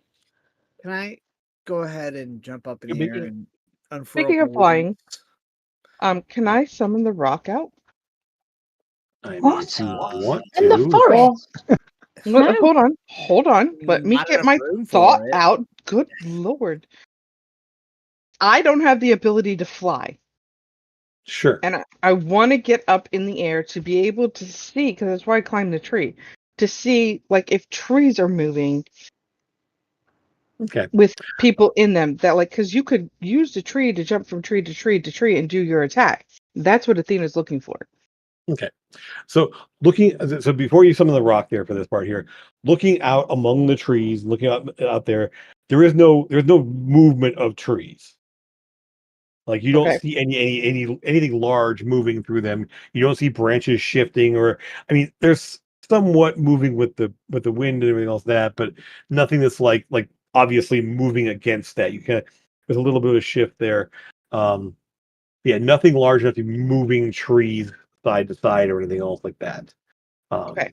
so yeah, I, and if, you get a pretty good vantage point from your higher point vantage point there. You're kind of looking out there, kind of seeing the trees, and most of the trees in this area actually are well, it's a mix of um, evergreen and deciduous. So like a lot of them are dropping their leaves. There's a lot of yellows and reds and all that, and so um, but yeah, some of the trees are dropping their leaves, and so you kind of pick and choose looking through some of those spaces there. And yeah, nothing large enough to be shifting whole trees around or moving large branches, other than you. Okay. I Yeah. think summoning the rock this close to town would be absolutely terrifying for all those people having a good time at Listen, the festival. I just wanted to get up higher so I could see what was happening below. Well, you can get someone to cast fly on you. I mean, you don't need to What? summon a great big bird. Why do we gotta do all that now? Well, I can just fly off if you want. Yeah, you could do that, or you can use my carpet, or what's the difference? Um, things to hold on to? What? Kind of afraid of heights. If I summon a rock, I can hold on to it. If you cast fly on me, I can't hold on to anything. Have you ever plucked a chicken? No, You know how easy those feathers come out if you grab hold of them? no. I just think it's going to scare people if you summon a great big bird this close to town without any warning. Like, oh, by the way, we've got a rock Well, now. Have we you? do. Cool. Mhm. I Yeah, know, but expect the unexpected from us, city. No, it's I fine. just I'm up think to it. I just wanted to get up use my and get a bird's carpet. eye view. Use my carpet. Go low. Okay. Like I said, you're not I'm not going whoever to. moves up above the treetops and looks there. There's no large like trees swaying or moving, being pushed around by anything large. So I will kind of go there. It's not a bad idea, but yeah, nothing's that big. And yeah, so yeah, it's seen there. The flying, it's possible. I mean, it definitely is possible they could be flying, and came down into the trees. Um, However, Lucas, you up in the trees, and with this, you kind of on your carpet looking through here, you don't see any sign of something coming down through the trees that would have like snapped or moved or broken tree branches that came down on them that way. So you're kind of looking it over there, and you get some pretty good rolls. So yeah, you don't see any evidence that something flew down and grabbed him or hit him there. It was definitely, and based on the claw marks he was spotted as well, it was moving through the trees along the branches, and kind of picking its way along there. I think that the fact that there's like greenery around the wound possibly could mean that it's some kind of plant monster. Sand monster. Plant. A plant. Okay. Yeah. There's like little green bits in the wound and stuff, like little bits of plants. Does Alia know of any plant monsters like I asked her and she said no. I mean, she says, I mean, nothing that she's heard of that would be in these areas. I mean, she's she's never dealt with any kind of. Well, no. I mean, she knows that there are things out there and there are treants, but she's never dealt with one and doesn't know of any that live in this tree there. But they tend to be fairly peaceful and solitary creatures. that Well, there's don't like something that attack. isn't peaceful that has murdered someone, and it might not be from here. It might have come through a random rift that opened. It could be anything. So any idea that you have that it could be. She she thought of a treant. If you want a plant monster that's big and there, she knows a treant. And she doesn't. I mean, she hasn't been to the Feywild, so she No, doesn't know what's over there either. I'll take you one day. Only what you told her. It'll be fun. Sure, absolutely. Hmm. I asked Linda, and she doesn't know either. I mean, it. Although I think she's had a little too much to drink. She's a little slurring a little bit. Mm. I think I Okay. would drink too if I was in a relationship with Lucas. Wow. Wow. Lucas, I don't know what you ever did to Amethyst other than save her life from that guy that one time. I said that to Elliot, not you. Yeah, that was all in their head. All right. Let's see. Yeah, I think you guys are kind of talking back and forth and things there. Give me with a 26 and a 27, Amethyst and Lucas. Um, with that roll, there's one thing that looks odd to you. Finally, it says kind of looking around there, and that is where the body fell down in some, like, obviously some, if it kind of fell off the path a little bit there, and like there's a crunch, like crunched like bushes and shrubs and stuff there, because they're all sort of in the process of losing their leaves. But there's something that stands out that's a little bit odd looking to you among the things that got crushed underneath him, where he landed, and it's maybe about it's a it's twigs and like broken twigs and shrubs there, but it doesn't quite match the shrubbery that he fell into.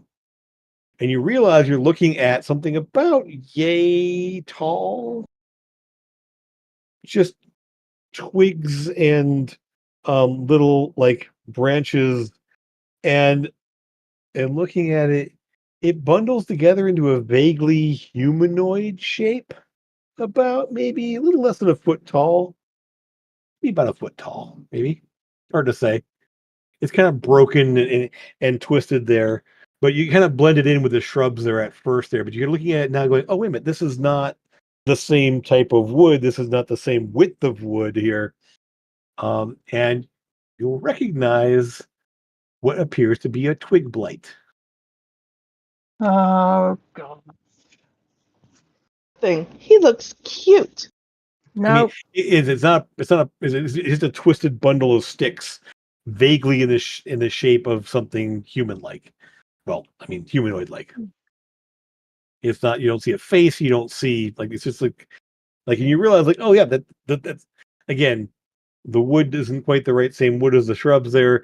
It's not the same thickness of wood. It's definitely something that you've seen before, but Well, not here. two We of them. saw them in the Two. Feywild.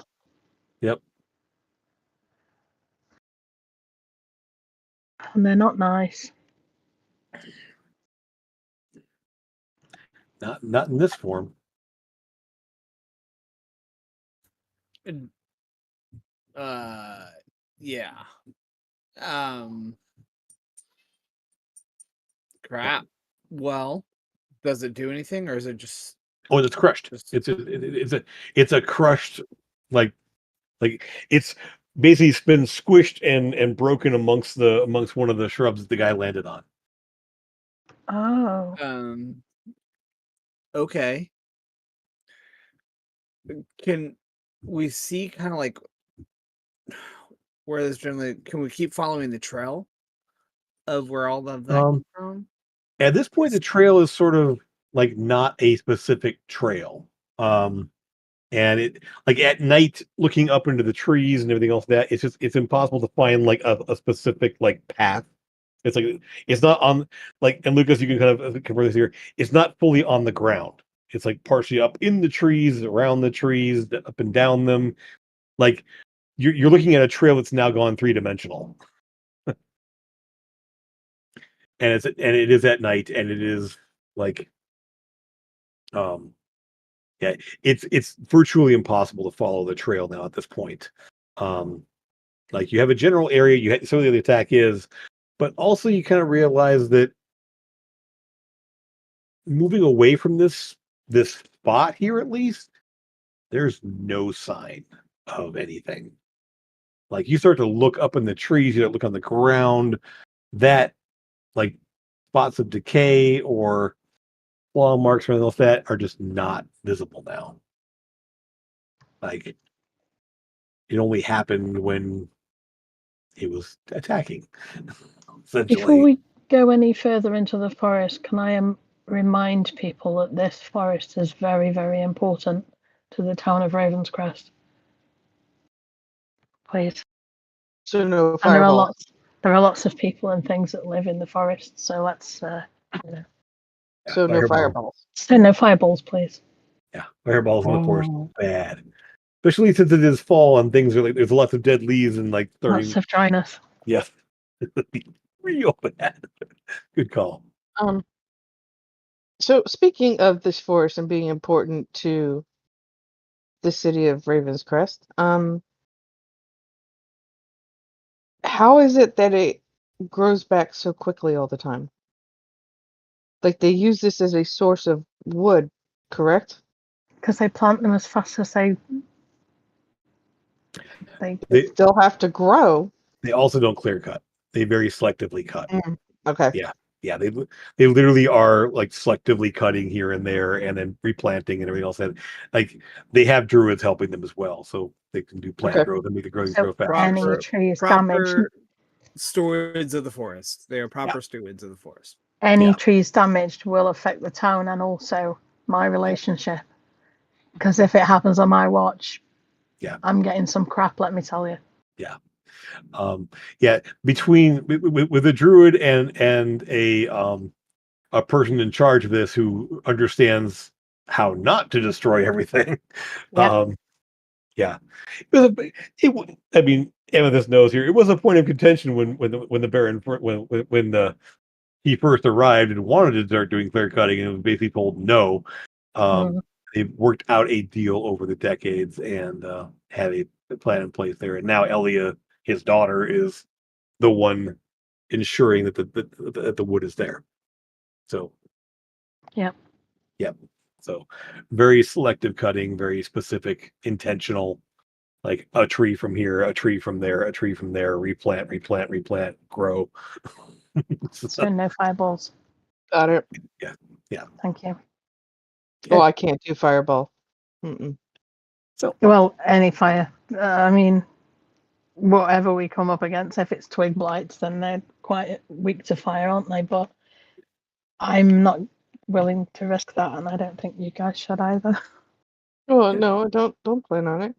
But okay, so we're pretty sure whatever it is came from the forest, right?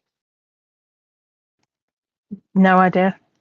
Alia doesn't know of anything that is in the forest that could do the wound that the man had on his chest. So I'm thinking probably Rift, possibly Fae. Who knows?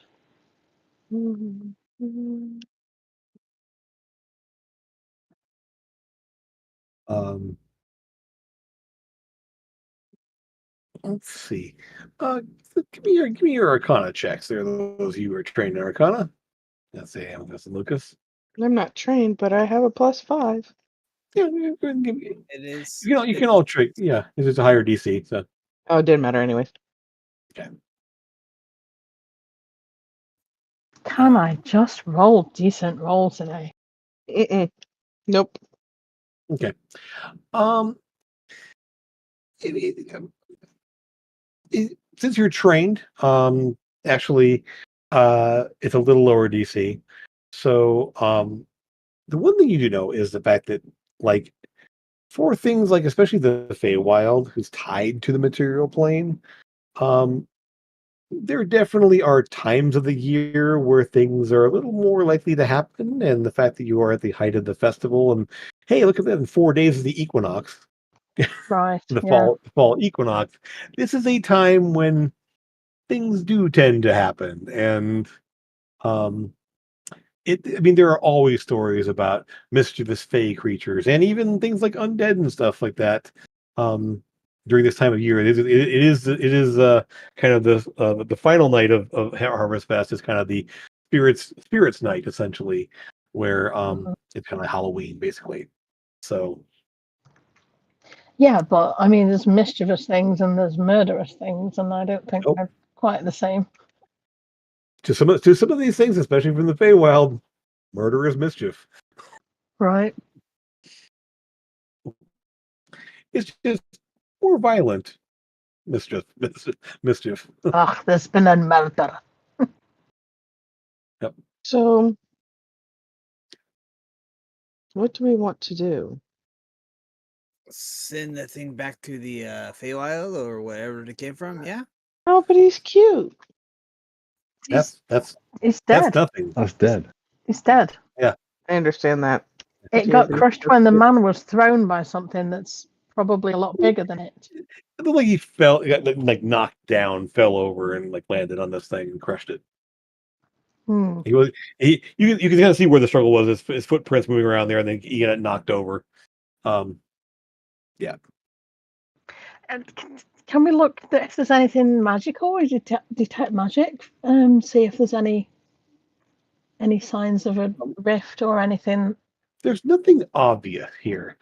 Um, I mean, there's no active magic happening right now. And if there's any traces, it's very very faint. Um, th- there's nothing. There's no strong presence of magic in the area right now. Even even if there was something here, it's definitely fading at this point. It's been a while. Hmm. All right. Well, I'm out of ideas. Do we want to go back and see how the body is doing? I can ask her to contact me when she's if she's able to bring it back. Wait, to follow the trail and examine this whole area up there. I mean, it wasn't like he was like right in the woods there. It's probably been about a good 45 minutes, almost an hour since you actually like sent them off. Mm, Because because at the point you've been climbing trees and looking around and following a trail carefully. It's been. I mean, it's been long enough that you check in and they're working on it. They're prepping the rituals and um, um, so if when you check in, by the time you get there, it likely will be either done or in the process of happening. Depending on how fast you get back. So if you want to head back, you definitely can. Shall we? well, I think so. Can't do much else in the dark. Yeah. No. No. Okay. So, um, again, there's little skittering sounds, and you kind of realize maybe what you're hearing now might be more of those blights, or maybe they're birds, or maybe there's. It's hard to say. Every time you look, it's just there's nothing there. You don't see. You don't hear animal sounds, but you also don't see like anything the animal like moving around. Um, but as you leave the trees, the sounds fade behind you. You're able to head back down to the east gate there. Um, the guards are not the site where the body was. The guards are no longer there anymore. They're back. They're back inside, or or manning the gates. Or you do spot those of you more perceptive ones here will spot. There's a couple on the wall up on the tower there that are watching and kind of keeping an eye out that way, with obviously good visibility. But you head back into the city. It's still lively on the square. Though it's starting to die down a little bit there.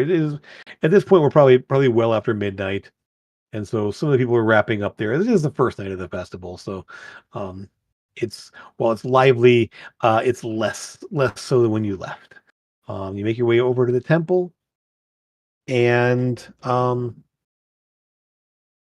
as we reach the temple, there you see typical, very somber, um, quiet part of the city. But there are, you also will note now that the windows have blackened curtains on the side there, and there's no light coming out of them right now. You can see there are windows, and there is actually on the door and in a couple places there a wreath of black flowers. And you also see that there's black feathers amongst the wreath there that's on the door that wasn't there before, as you saw. And there actually are black. Some of the plants around there are actually blooming what appear to be black roses, kind of around the outside of the temple. And they are not; those were not there last time either. I might ask about those in a bit. Sure. As you get inside, you will see. And let me just make a roll real quick here. So say I wouldn't have seen him ever. So Okay. So, as you approach there, you actually are down. You go inside and are directed down to go to the left down here where the infirmary area is. Um, you head in there and there's a little space set up there. And you see Strava, who's dressed in sort of she's not in her full like priestly like garb there. She's in more casual looking clothes here with sort of a black like kind of a shawl thrown over the top there. And she is working there. She It is very difficult. I have managed to bring him back. Okay. He I feel is butt coming on. no, he's it he's struggling. Um, I've not talked to him much yet. Just letting him rest for the moment. And you see he's on his. The guy is there. You can see his chest is rising and falling there. He is breathing. His eyes are closed. However, there he's sort of like lying on not the slab, but it's basically a lie on the stretcher essentially, where she's set up there. You feel a bit of an odd tingle in the air. Um,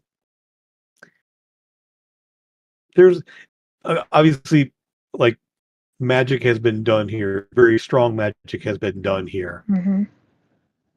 but there's definitely a strange like a bit of a. It's almost like you're hearing sort of like faint bells, like like low sort of like doom doom, and there's a low like you're hearing the guy breathing, but it's just a little too loud in this space. Like you could hear him breathing, like, and it's like just things in this room are just a little bit too intense right now. Oh dear. And Staples looks a bit uncomfortable as well. Um, Are you I've okay? I've never done this on this time of year. Mm. This is a strange time and a dark time as well. Mm-hmm. Um, let us if you can help me, let's move him out to the main room there. I don't want to be in this space right now. And she sort of like Uh, did he shivers a say bit. anything?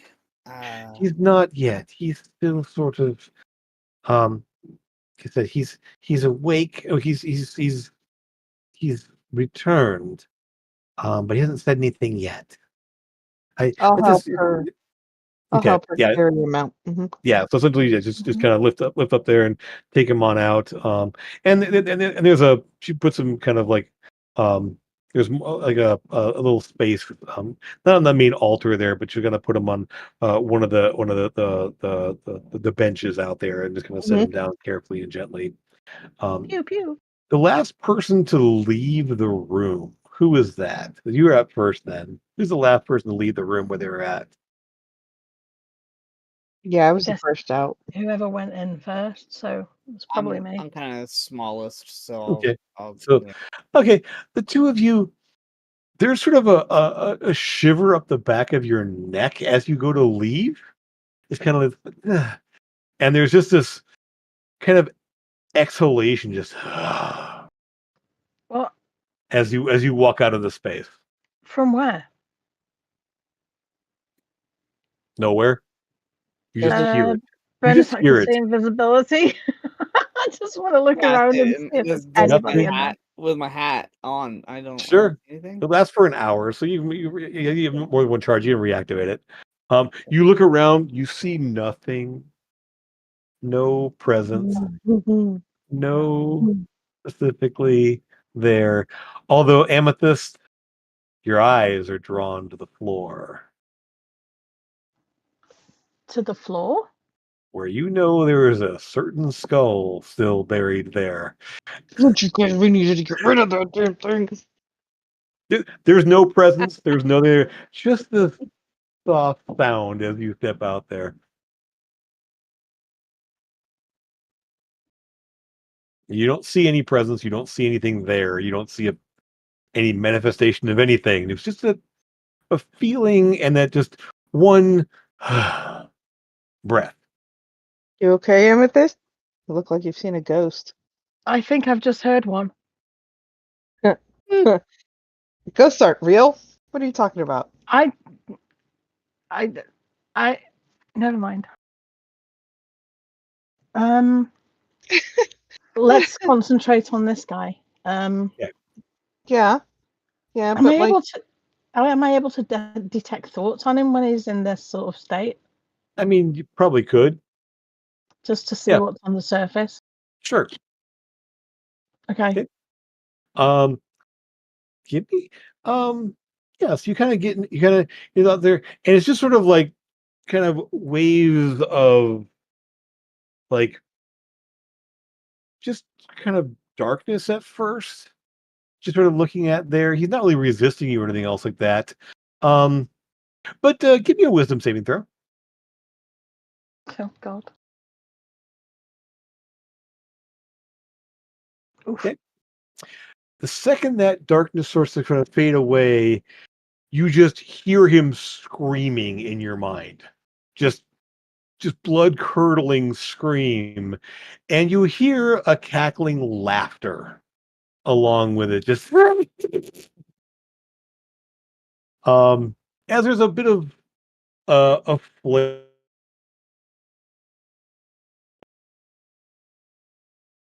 it just sort of lights up a pair of eyes as it as his last memory fades. That he's sort of playing in his mind here as he's lying there, physically peaceful. His mind is not at rest, however. And you've heard this laugh before, Behemoth. You know Have this I? laugh, What is it? the laugh of the Scarecrow King. Oh, for God's sake! we didn't kill him the last Okay, time. I thought we killed him. No, we brought this stupid scarf back here. We gave it to Ask.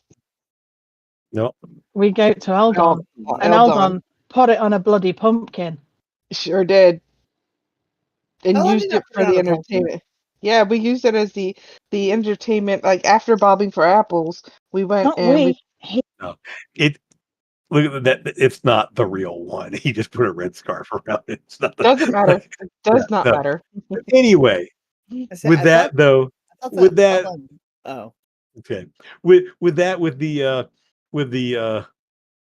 man's screams racing through Amethyst's head, you'll a minor amount of psychic damage there, just enough to kind of make you wince a little bit there, but not enough to really do. Are you No. immune now? Or are you No, yeah, I'm resistant. yeah. It's negligible, it's like 1 or 2 points tops. Something that you shrug it off, but it's enough to kind of like he go. Eh. And with that, we'll go ahead and jump to our break here. A little bit late here, but we had a little bit of an interruption there. We'll take a couple minutes to go use the restroom and fast. So we'll be back in just a minute. Pick up.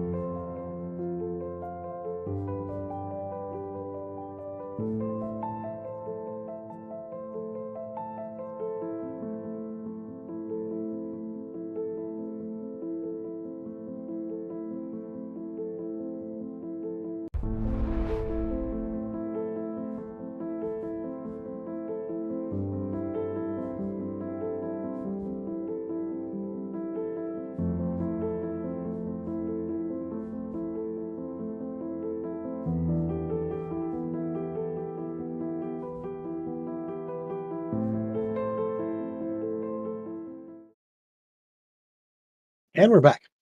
So, we are here in the temple of the Raven Queen in Ravens Crest. And with us having just delved into the minds of the recently brought back hunter, had been slain by whatever was there, and basically heard his screams and the mocking laughter of an entity they experienced in the Feywild called the Scarecrow King.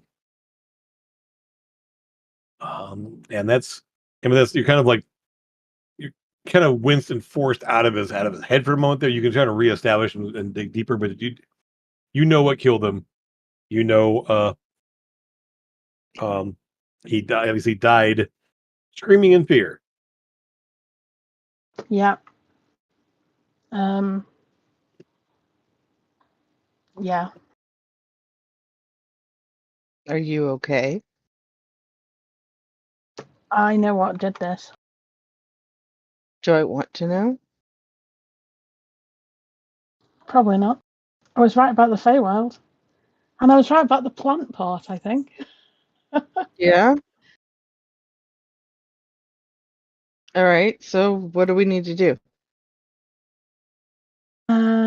Just looking if I have. Does anybody have like calm emotion? Oh, I've got calm emotions. I'm Okay. going to cast that on him. I have calm emotions as I pull out my great axe. I've done it.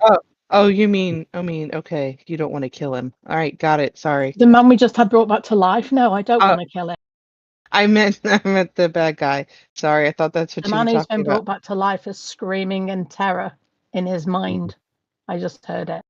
Okay. The calm emotions will do the trick. He'll sort of,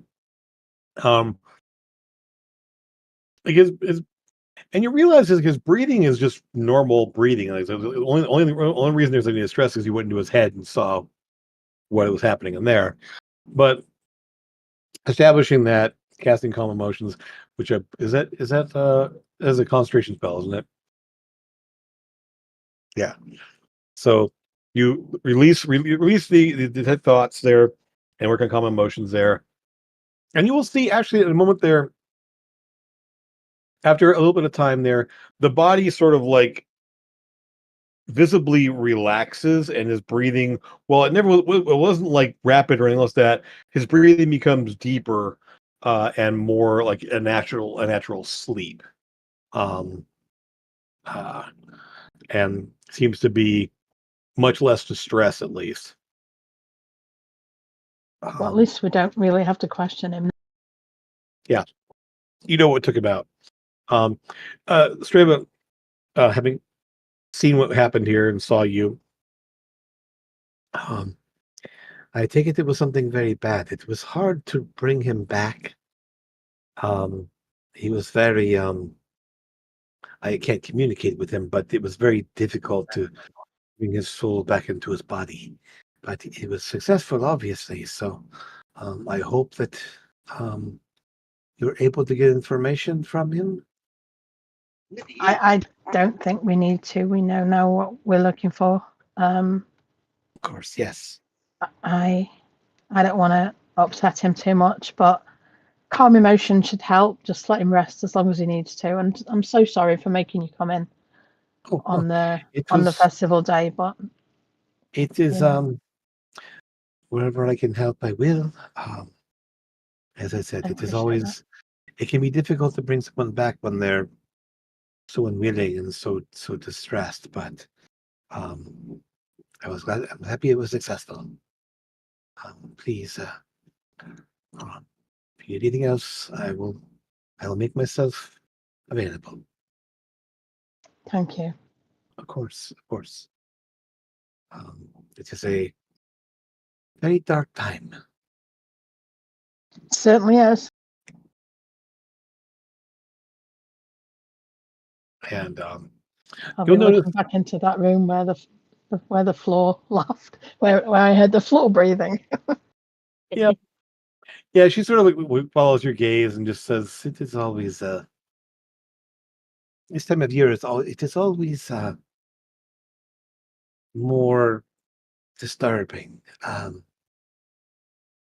but in some ways also very peaceful. Many of the spirits that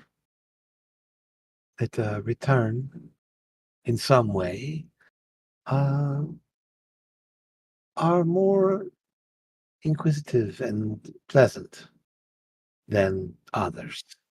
And it is not a question of them returning in all the way. It's just sort of a lingering, almost like when you walk out of a room and smell something that was left behind, or when you see a trail of color from something that is just moved out of view. It is similar to that. Not a real presence, just a sort of after effect. Can't hear you. Oh, like the veil is still there, but it's a little bit thinner. Potentially, yes. But no, we have many acolytes who walk among the graves outside these evenings and just quietly keep the peace.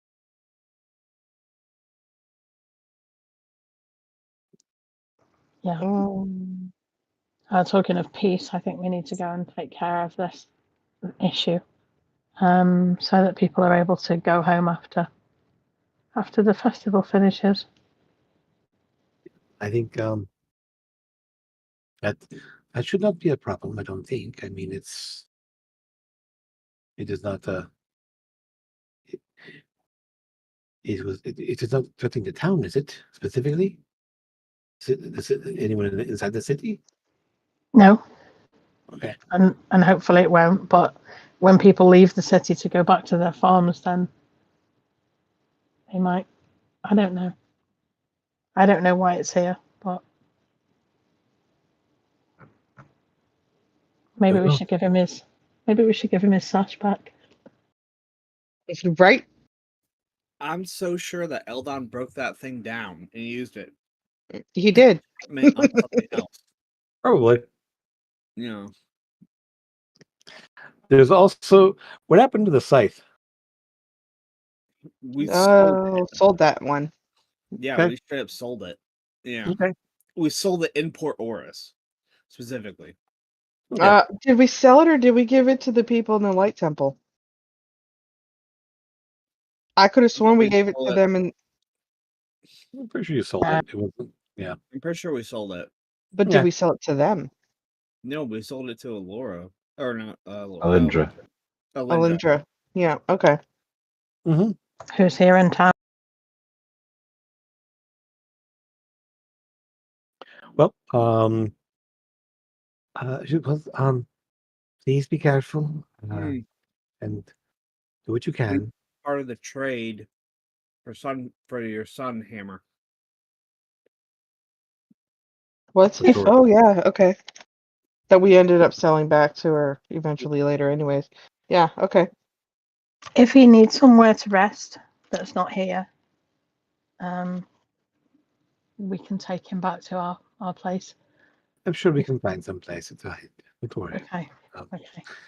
there are rooms at the inn. There are people, other people around that can take care of him. There are, and she kind of like points off toward the back beyond the graveyard, kind of all that direction there. There are all the houses for the for a lot of the huntsmen that stay in town there. I'm sure one of them can take him in for the night. Okay. Sounds good. All right then. Well, stay safe and get some rest. We will eventually. And good luck. So Thank you. And thank you for your help. right. Enjoy the festival. Hmm.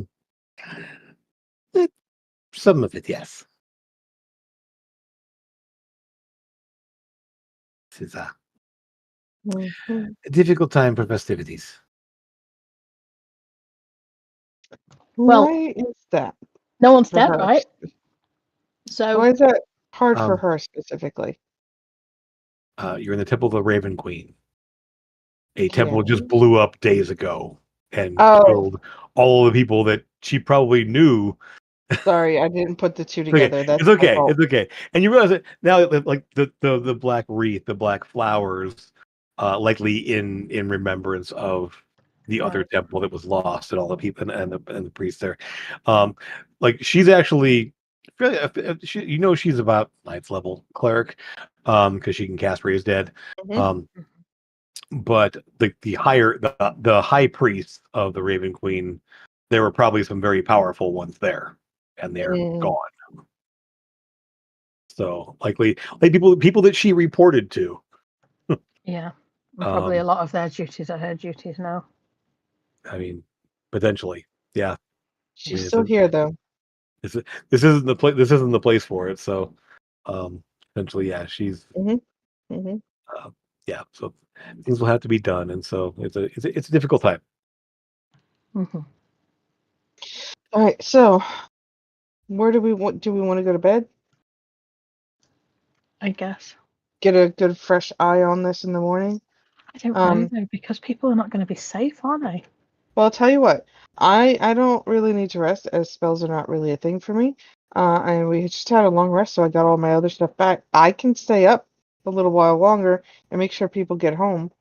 I was going to say, what if we go and enjoy the festivities and then we help to escort people back with the guards Hmm. Yep. so that then at least we know we Um. can take care of it until. Yeah, Yeah. that sounds like a plan. I mean, Yeah. if you do spend the evening doing that, you'll probably be losing out on some sleep, though, unless you want to sleep in the next day. So it would be potentially a point of exhaustion for you guys if you spend the night escorting people. I wouldn't have a problem doing it. Athena would stay up to make sure people got home safe. Sure. I think we could sleep in, couldn't we? I mean, it's up to you. If you want to sleep in, you can. We don't have The- to, though, is what I'm saying. Well, if you don't want exhaustion, you'll have to sleep in. If you spend Mhm. most of the night doing this, then you'll have to sleep in. What if we put something out that people can stay in town and we'll pay for them to stay here instead of going back to the farms? How many people would that be? I mean, probably a couple dozen, maybe. Would there be enough room in all the inns to be able to cover that? It'd be a little tight, but I'm sure they could work out something. But then people are going to But start asking questions. here's that. Yeah. What's going on? Why can't we go home? So I think For me, it's we not safe. just What just if we get the guards to tell them that there's been a wild animal spotted and that's going to get dealt with in the morning after, but we're recommending that people don't leave after dark. what kind of animal? I'm a I mean, huntsman. I can handle myself. I don't need your help. Something magical. I think it's just better that it's some of us to go to bed, get their rest. The rest of us escort Don't home. forget, this guy's woke up now and he's going to be leaving his house and saying, I got killed by something. Why don't we just tell the whole town? Because there's going to be panic. Mass panic. I don't want Would it? people to Would it? panic, but I don't want people to leave town. Would people panic? Yeah, definitely. What if somebody got murdered outside of town? I mean, think about it. When we first came That's here, when we first came here, people were getting murdered left and right. but they And were staying away from the house that was doing it. right, but I'm saying that is kind of a normal thing for this town. Like things happen. We're out here in the wilderness. Well, I think that things used to happen until we came into play, and right, now they don't and happen so much. Because the I mean, town is safe now, which is what I want to tell them. I want to say that you're safe here. If you leave, we can't keep you safe. So stay right. here. So We'll everyone deal stay with it here in the tonight, morning, and then and we couldn't find him tonight, but we'll find him tomorrow. Yeah. That's up to you guys. I don't think it's gonna go I don't know. as I don't well know as what you to do. are hoping. I think the best course of action is to those who know, escort those home, and make sure that you guys help the people who are here in town get home safely. Yeah, but then we're dealing with exhaustion unless we have a lie-in, and then we're postponing Why killing would it in the not- morning. Why I would can- we send farmers to their homes when they?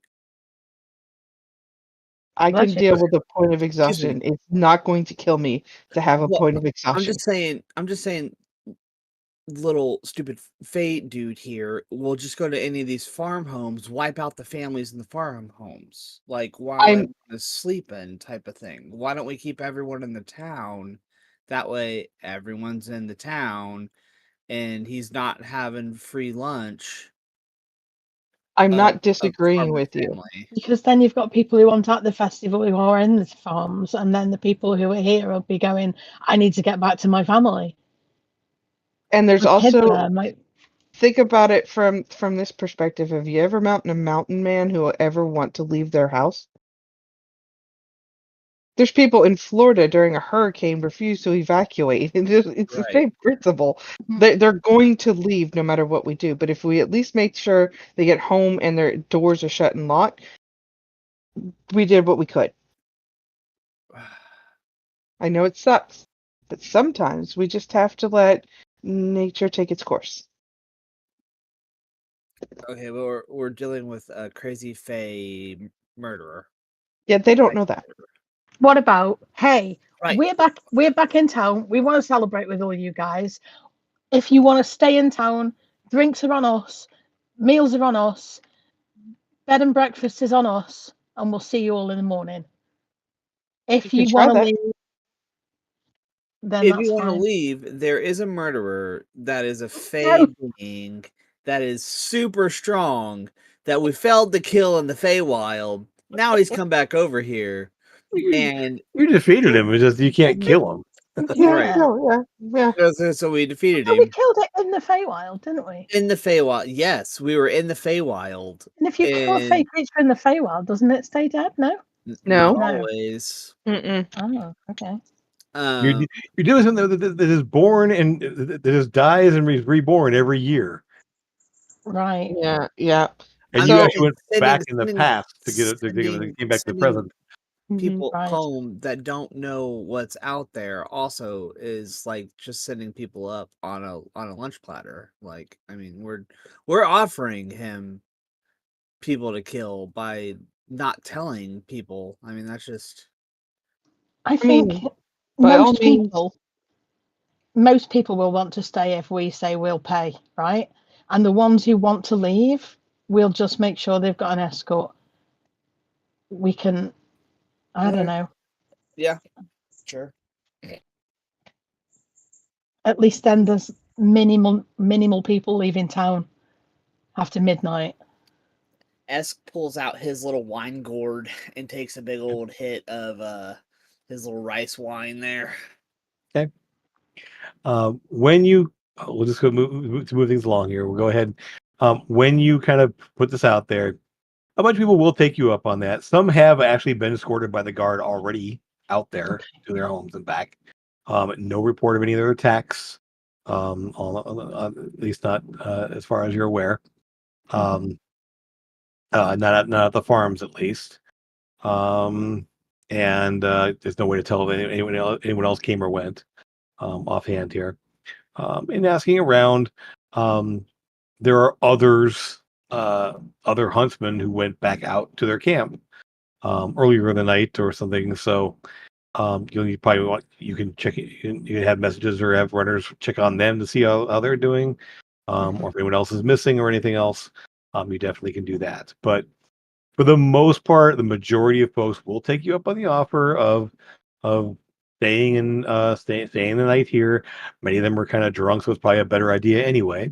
Yeah. So you'll find out that you effectively, while the mayor and the baron appreciate the offer to pay, they're more than willing to put them up for the evening to Okay. to make sure everyone stays safe. It's not a big Yeah. deal, and the cost Yeah. really is kind of minimal to the town anyway. Yeah. So the festivities do wind down, and people are taking it off to their rooms, and pretty much the Fighting Unicorn fills up, the Jewel Flagon fills up, and a few other places where people can put people up. Some people have friends who live out in the farms and will stay with their friends here in town too, so it's not a problem. You get most people to stay. The majority of folks have stayed in town for the evening. Um, there's a little bit of grumble and rumor, but nothing that people are freaking out about. Um, there's no sense of panic in the street or anything else like that. There's no sense of people. It's just kind of talk like, something else in the forest. These things happen. Yes, not as bad as the slot, I'm sure. I mean, those things were horrible. I know. At least those brave adventurers are home. Yeah, Hey, Jim. Yeah. That being said, I don't know that I'm going to sleep at night. okay, fine. Probably be pacing the mansion the whole night. You need sleep, dude. Nope. I mean, that's- You The need town sleep. is safe. The town is safe. The town is mega safe. You have no idea how safe this town is. It's made out of safety. So Eldon is pretty ridiculous with the amount of safety he is dumped in. yeah, I mean, yeah, things are The walls of this town are secure. yeah, And if you don't Yeah. believe me, I'll get him to explain in great detail exactly how safe this town is. You- Oh, That he will will give surely, you. that will No. surely Yes, send you to Dave. sleep. You want to go to bed? Just ask for a PowerPoint presentation from Eldon. PowerPoint presentation brought Oh, to you he by can do Magic. it.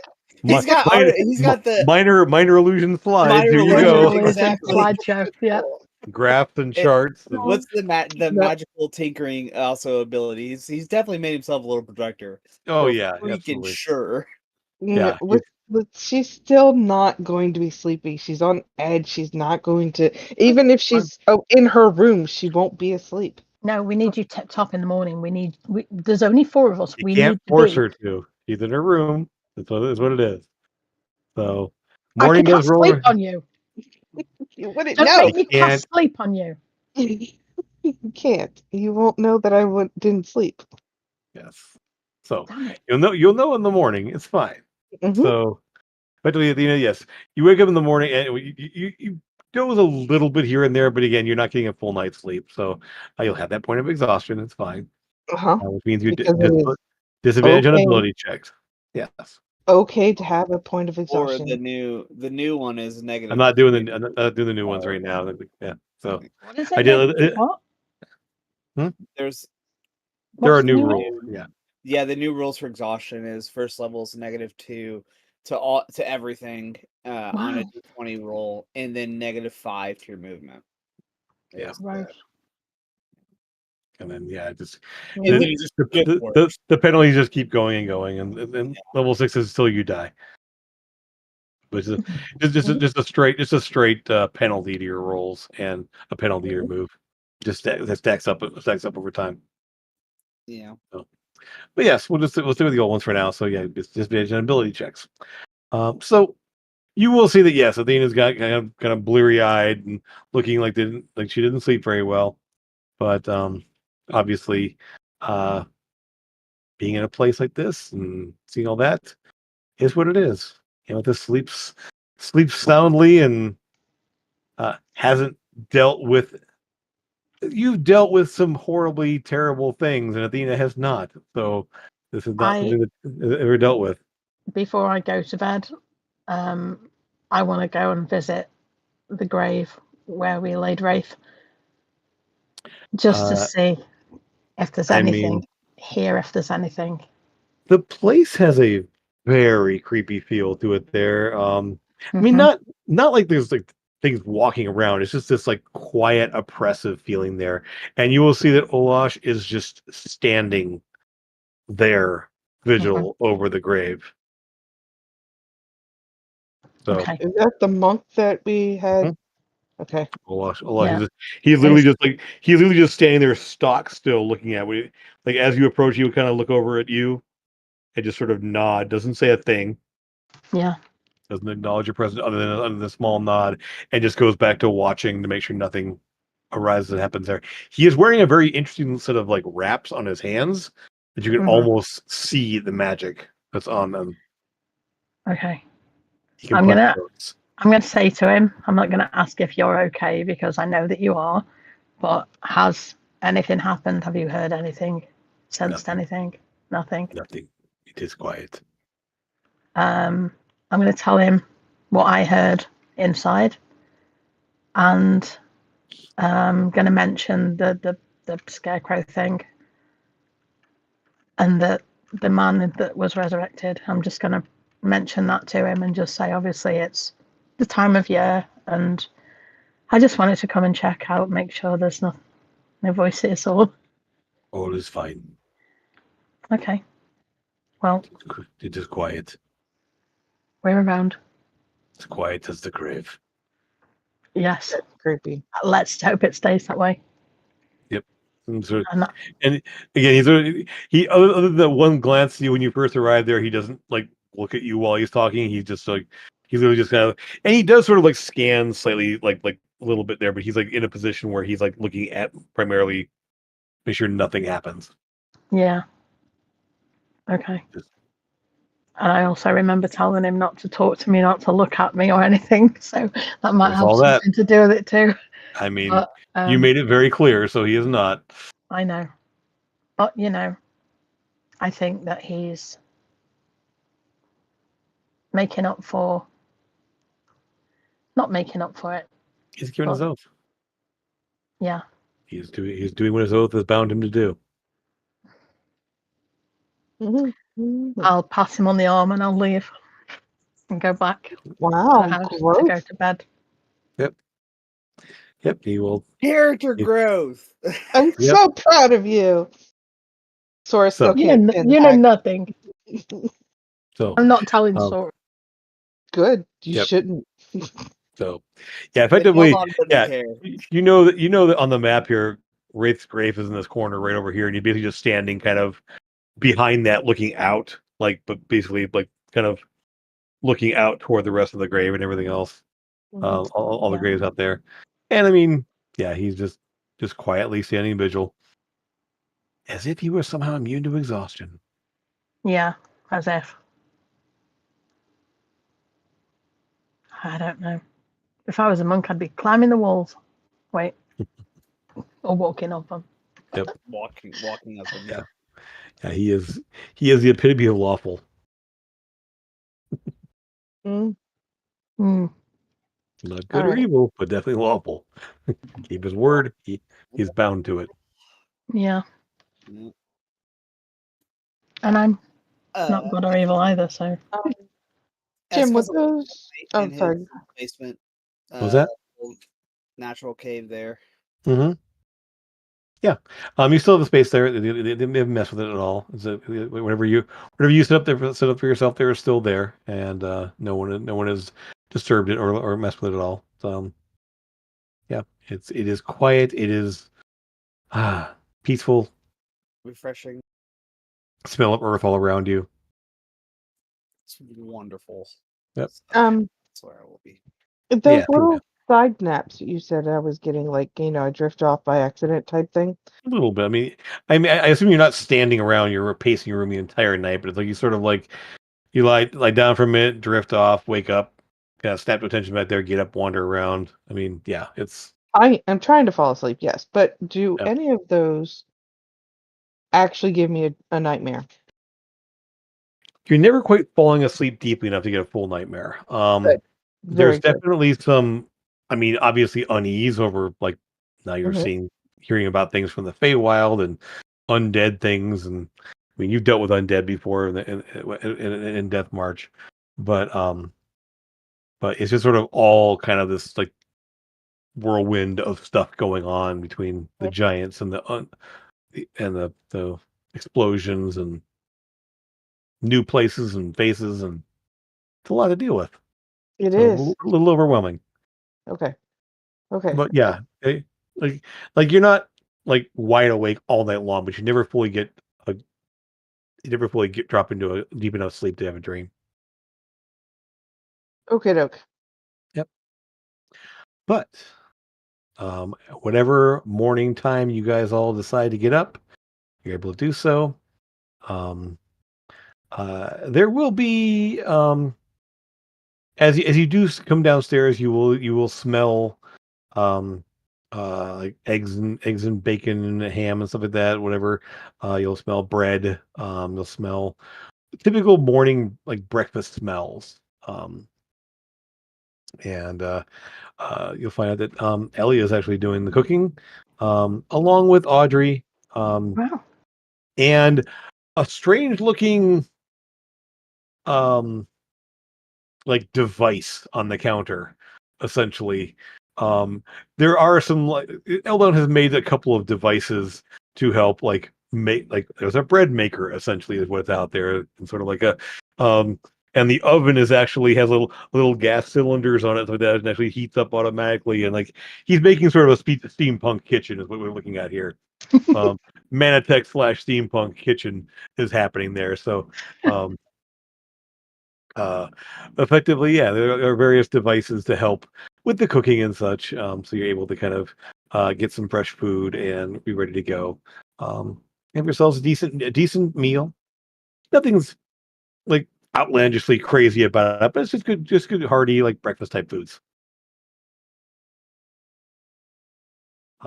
But no word comes to you this morning that there's been any other attacks specifically. Um, and they're still waiting to hear from the hunting camps to see if there's any other problems or anything else happening. Riley will say that they're checking in. She's got an animal messenger flying out to them right now. Um, it's kind of on a bit of a loop there, so she expects it should get back to her soon. Mm-hmm. But you guys can kind of pick and choose who's up first, who's up last. Um, you have a chance to get your morning preparations out of the way, get some food, and about the time you will hear that via messenger that a couple others have gone. A couple others up in the northeast hunters camp have been reported missing. Right. No bodies were found. Just people did not come back. Okay. So, uh, so there's obviously concern. Search parties are probably going to be going out based on that. No Can we one hold travel. off on those? No one traveling alone. That kind of thing. I mean, Yeah. you don't have a way or authority to stop them. It's their camp essentially. But Right.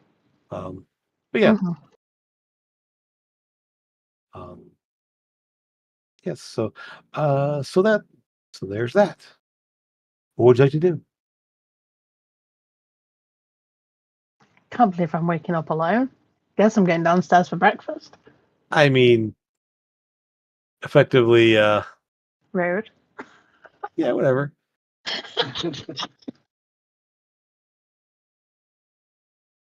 Uh, you were sleeping in way too long, so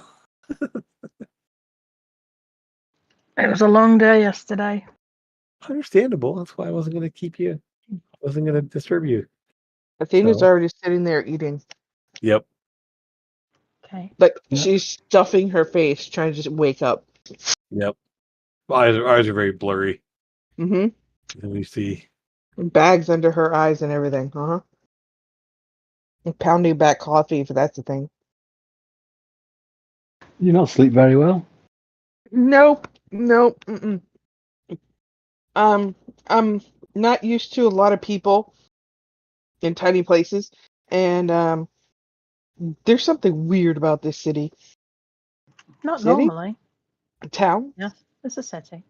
Mm-hmm. It's a city now. It was a small town when we first came here. Yeah, definitely. A lot more buildings have been put up in the last year. Not quite a year. Have you noticed these two buildings here look like an E and an S? Just needs a K at the end.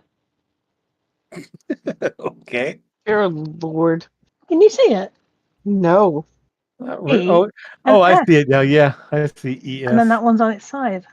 Yeah, Yep. like block writing. Wow. I'll never not see that now. Yeah, Thanks a lot. me too. Appreciate it. Sorry. Okay, I can't see it, so we're all good. Okay. There's a few others like that too around, but yeah. So, like,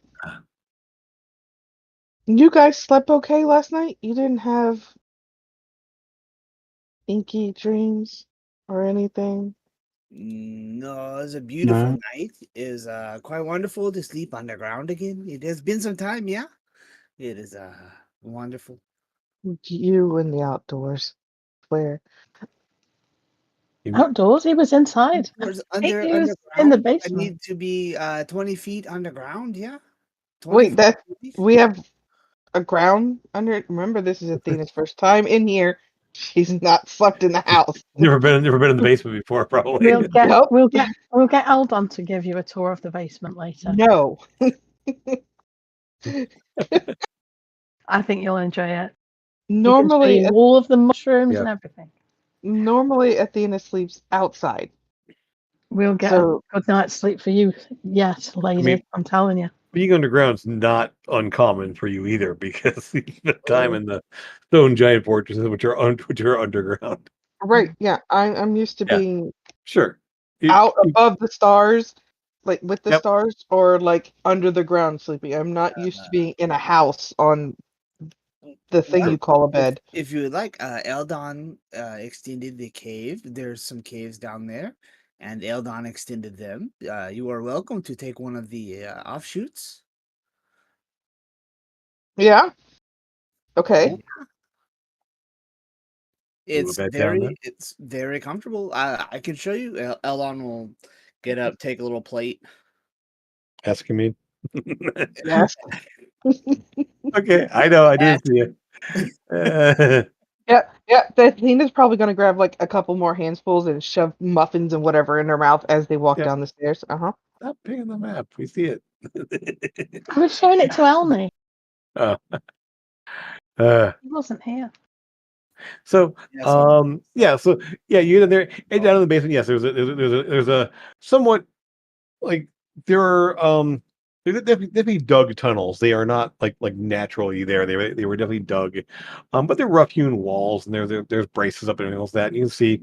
There's where there's a little alcove there where Esk has set up his little sleeping mat and everything else, and kind of a space that he has there. You see the mushroom cave where all these like crazy variety of mushrooms is there, and then there's what appears to be like potentially a storage chamber of some kind, but it's not really being currently in use. They can set up a bed or a cot or whatever you want to do back in there. Okay. And there's a tunnel there's a tunnel that obviously dead ends at a like collapsed section, like it was, and you're not a dwarf with stone cutting, but you've been underground enough to realize that was intentionally collapsed. That was a natural looking thing there. So yeah. I'll probably set a cot up right there so I can touch the ground. Yeah. This is No worries. very nice. Appreciate it, Ask. And Eldon, wherever you happen to be. So if we go back that way, to the left, his workshop is around the corner there. Oh, nice. Actually, in the basement, but base of the stairs, there's also a space down from the pantry or from the kitchen that goes down into like underground, sort of like larder kind of area. Mhm. And then the from there you're able to go down into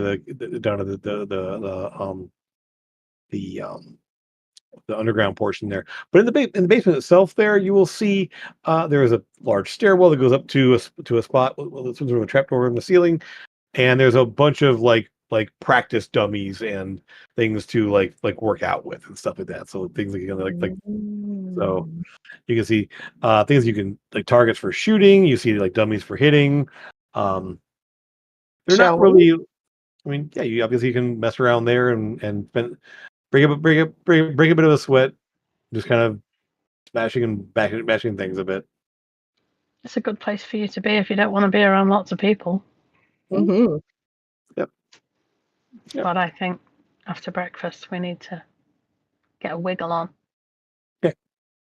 So you guys get your time there, kind of work out the muscles a bit there. You're still feeling the point of still feeling the exhaustion, but you're at least like physically okay.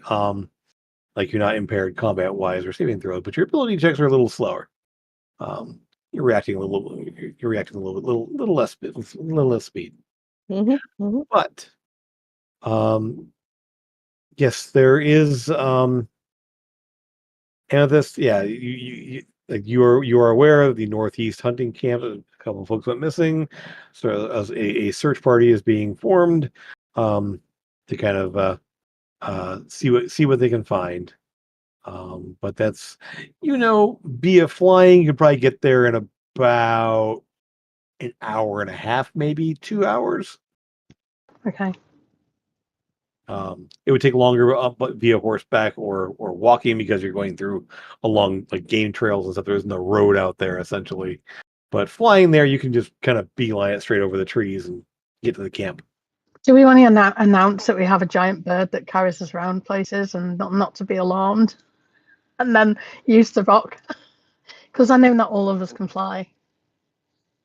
Not Naturally. Or... No, I think Most of us can. I think we'll be all right.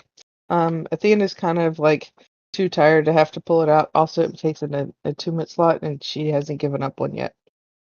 Oh, Okay. okay. You can't bring it out. Okay. So Okay. So is there somebody who's got a free achievement slot? probably not. No. I don't think within our group. I don't think anybody has a free Okay. 2-minute slot. No. Well, in that case, uh,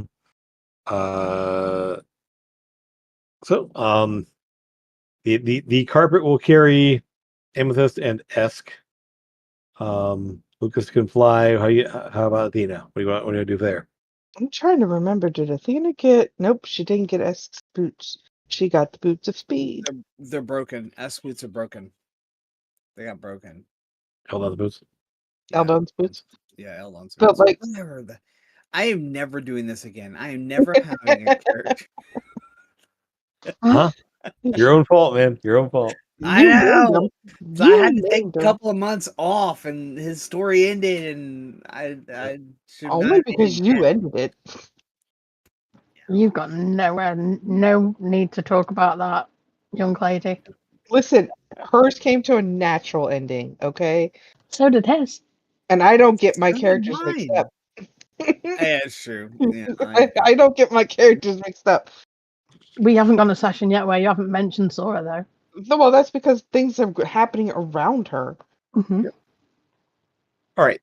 So you work out the logistics there. Amethyst can cast flight and Sora can fly along. Oh, Sora, they did it to me now.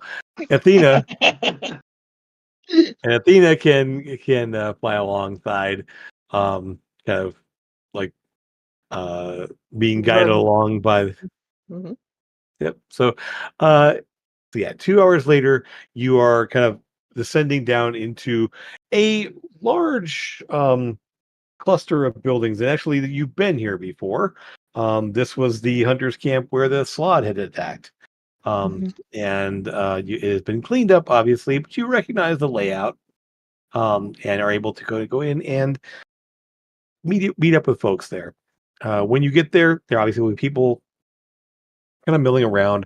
People that are obviously working on like doing like tanning hides, who are there's kind of a large area for like a smoker for like where they're smoking meat. There are vats where they're rendering down animal fat and bone to make various like lye and soaps and glue and all kinds of things like that. So there's all kinds of things being done here. This place basically processes all kinds of animal products and everything else.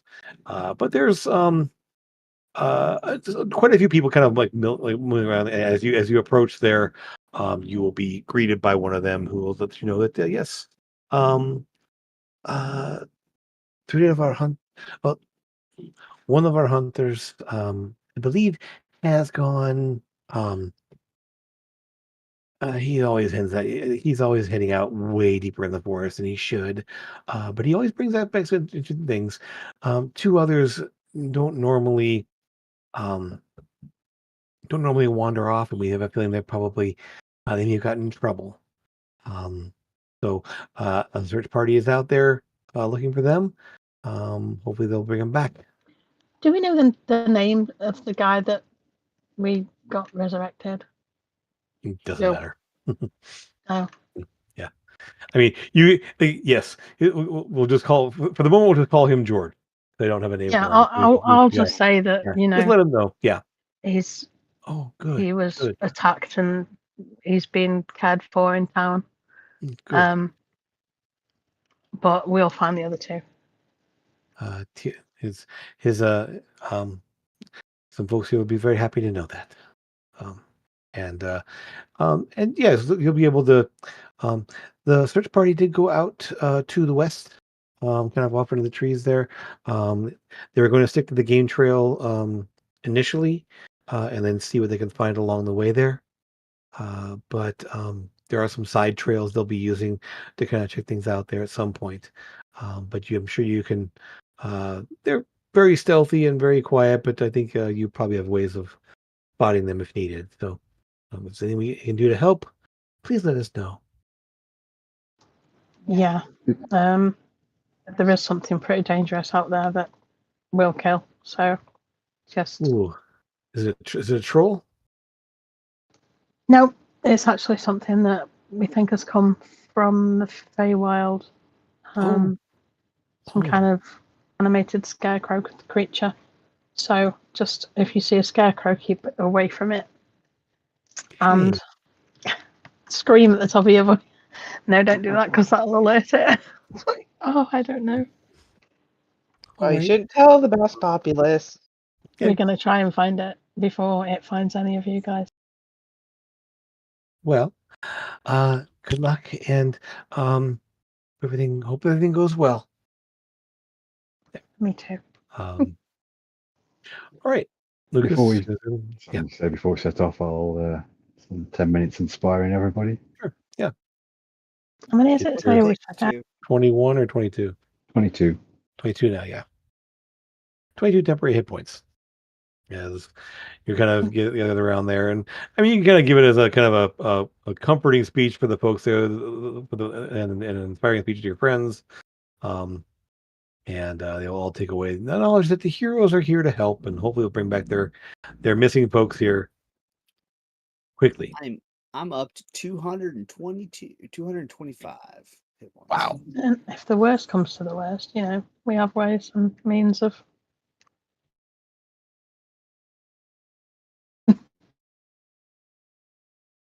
Tact enough. I'll also cast on Athena. What's that? Take away a point of exhaustion. Oh, your restoration. Yep. Your exhaustion fades as you've been kind of dragging a little bit, and Lucas. So you feel that. I mean, obviously the mental part of it's there, but the physical part sort of drains away, and you lose that point of exhaustion, which is good.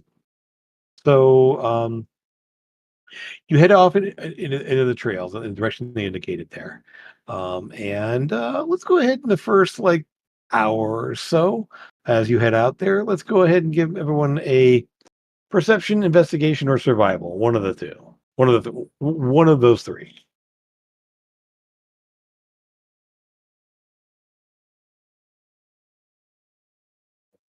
I'm gonna go ahead and redo that. Sure, go for it. Use that reroll. That's not much awesome. better. Yeah. Athena, where's yours? I didn't see it. My mic was up. I was asking which of the three options were there? Perception, investigation, or survival. Perception, investigation, or survival. Yeah. Right. The find things skills. I'm gonna use my peerless skill. Ooh, I'm gonna re-roll with my DM's inspiration. Sure. So add another 7 to mine. Nice. 22, 21, 21. Okay. Yes, you're kind of picking along the way, and you're spotting definite signs of the search party that had gone out. So you're fairly certain you're certain on the same track here.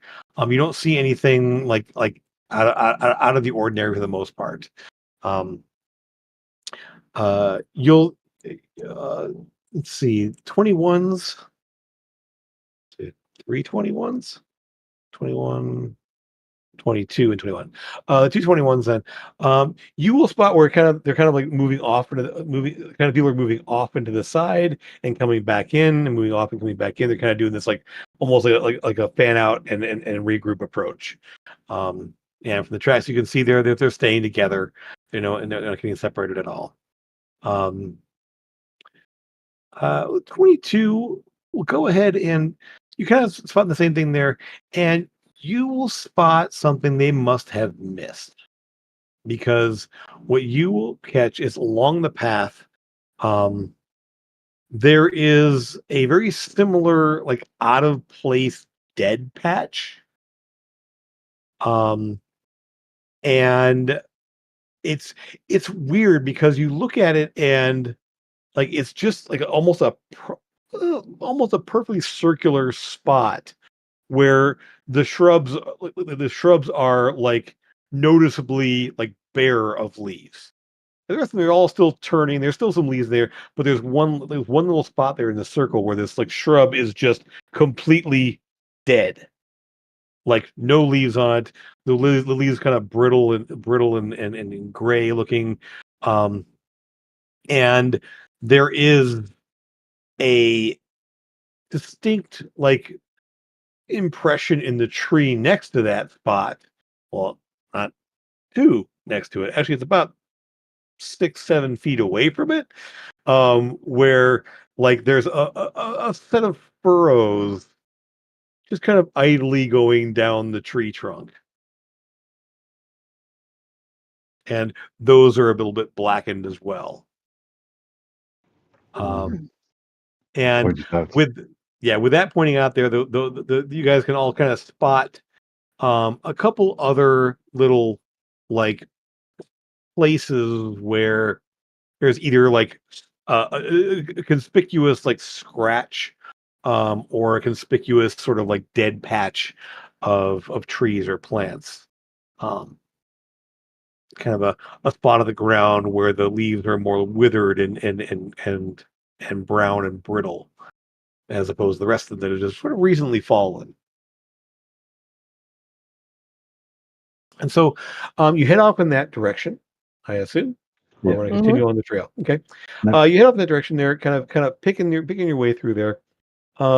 It's slow going because you're not on a trail at this point. You can definitely see whatever the Scarecrow King is not like taking a trail. It's literally just sort of like stepping and moving and grabbing and like kind of moving very in a weird like three-dimensional way through the forest here. But eventually you will come across as you're heading kind of back in a northerly direction. You will come across a bit of an odd thing. Let me move you guys over here. Put yourselves in the bottom left of the map, please. Bottom left. Bottom left. Down there. Kind of where that little green square is kind of down there. Tokens are all weird sizes right now. It's weird. Yeah, I was going to say that. Everybody's a different size. It's mad. Whoa. Sora. Where's she gone? Tina. There you go. Cool. All right. You should be about the size of the square here. All right, cool. It has to be a little smaller. All right, that's fine. Okay, cool. All right. And so what you see is this strange, like ahead of you, probably, I mean, you go up 30, 40, actually, what is that? That is approximately, yeah, about 40 feet ahead of you there. You'll see kind of through the trees and area that there's a rise up to kind of this almost somewhat circular space with large rocks kind of sitting conspicuously there. the sides around this rise here, kind of bare earth and rock. Like it's been sort of, it's almost like it's kind of like part of it kind of lifted up on a slant. This goes uphill right here to this ring of stones. It's a henge. It's as if a very natural looking one. They're not like Yeah. stacked rocks, like put this, but they're arranged very similar to.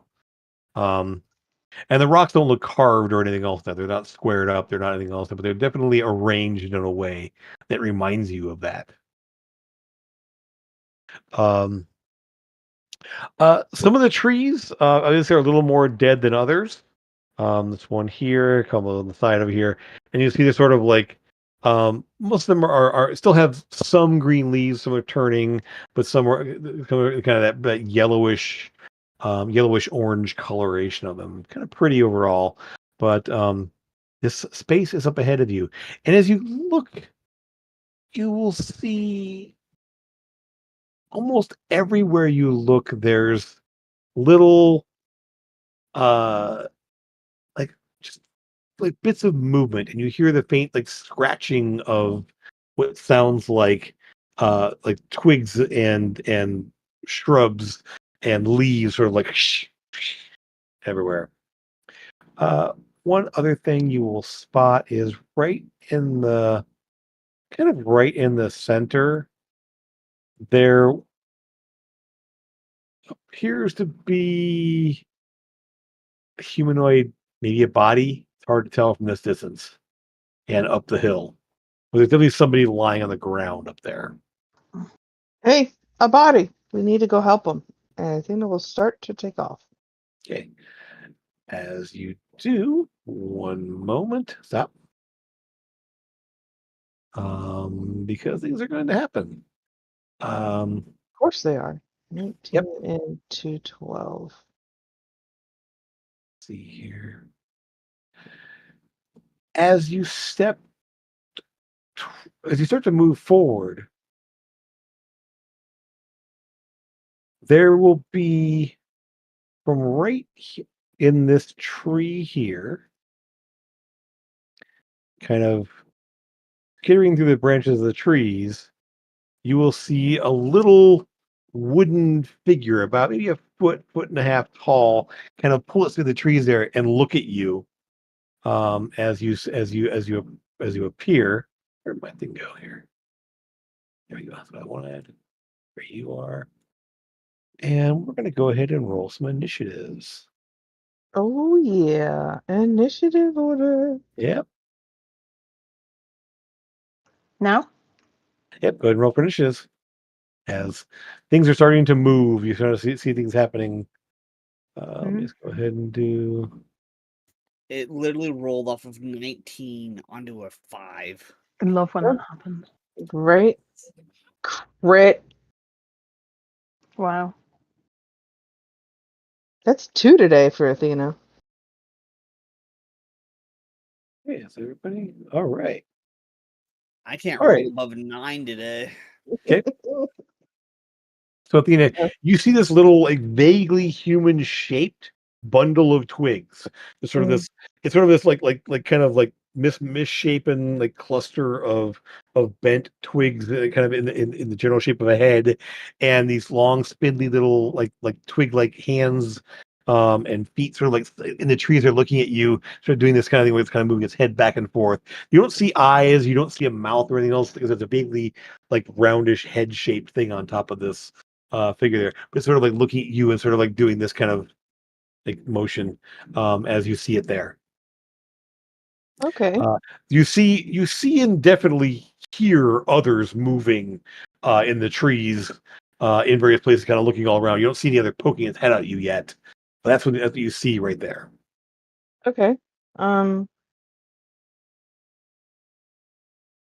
Since we're in order. Oh, Jim, you want to fix the turn order for Oh, It is Lucas? I No, for forgot. Lucas. Oh, weird. Okay, I see it. I Okay. realised I rolled initiative. I always roll initiative from roll 20, but I've actually got advantage on initiative that wouldn't roll on roll 20 if I didn't roll it off D&D Beyond. Gotcha. Then you want to roll it again and see. I will do. Sorry, Jim. Okay, no worries, it's fine. Use your abilities. And you're not surprised by this. One thing as you move, even as this happens here, you're basically you kind of hear this this soft like sound of like almost like a bell or a chime, sort of ringing in your ears to kind of warn you of any danger. 16. Okay, good. So yeah, we're all set. Yeah, I'm still in the same place anyway. Right. Excellent. All right, cool. So Athena, you are up. You see that. You don't see anything else currently other than that one, and you're hearing and seeing movement, but not specifically seeing them off in the trees. Like some over here, some over here, some on the rocks up on the hill. So So I'm gonna throw the Spellbreaker javelin at it. this one here, okay. The Go only right one I ahead. can actually see, please. Mhm. Oh, I don't crit on 19. No, you don't.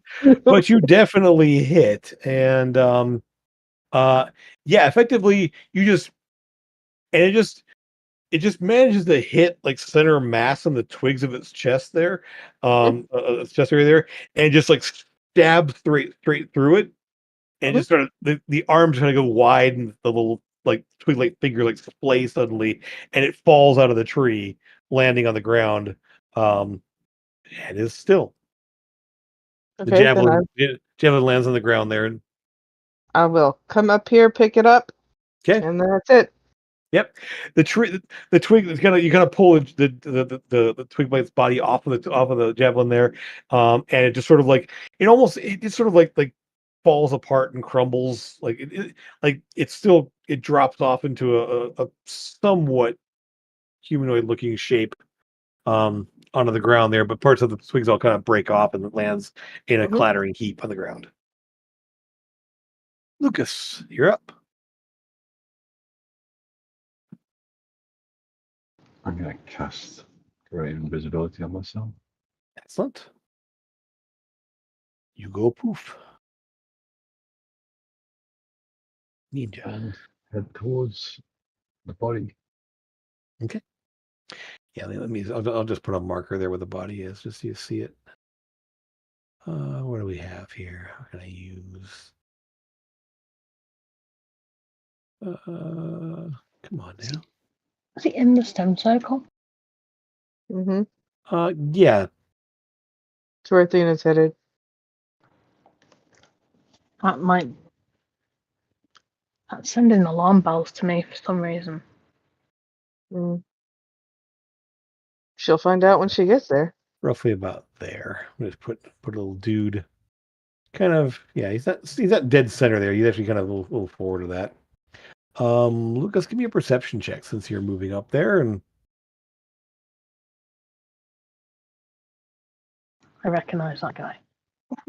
yeah, I know I've used it before. Let me just see.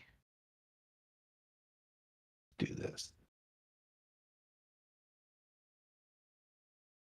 Okay. You do not spot anything there. You said you're kind of hearing and seeing little bits of movement everywhere, but you're not seeing anything specifically. Let me do one more roll here. Let me just see. Oh, yep, you're good. So, yep. Effectively, yeah. You see, yeah. The quick glance there at the person there, it doesn't look good. Like, it's hard to say, but there's definitely a body there. It's very torn up, and the skin is kind of an ashen gray color. It is definitely not intact. Any signs of breathing at all? No, No. Okay. no. There's this thing is definitely dead. Thing. Person, the body. Let's Oh see. yeah, it's D&D's become an object. Yes. All right. Okay. Um, roll one more check here.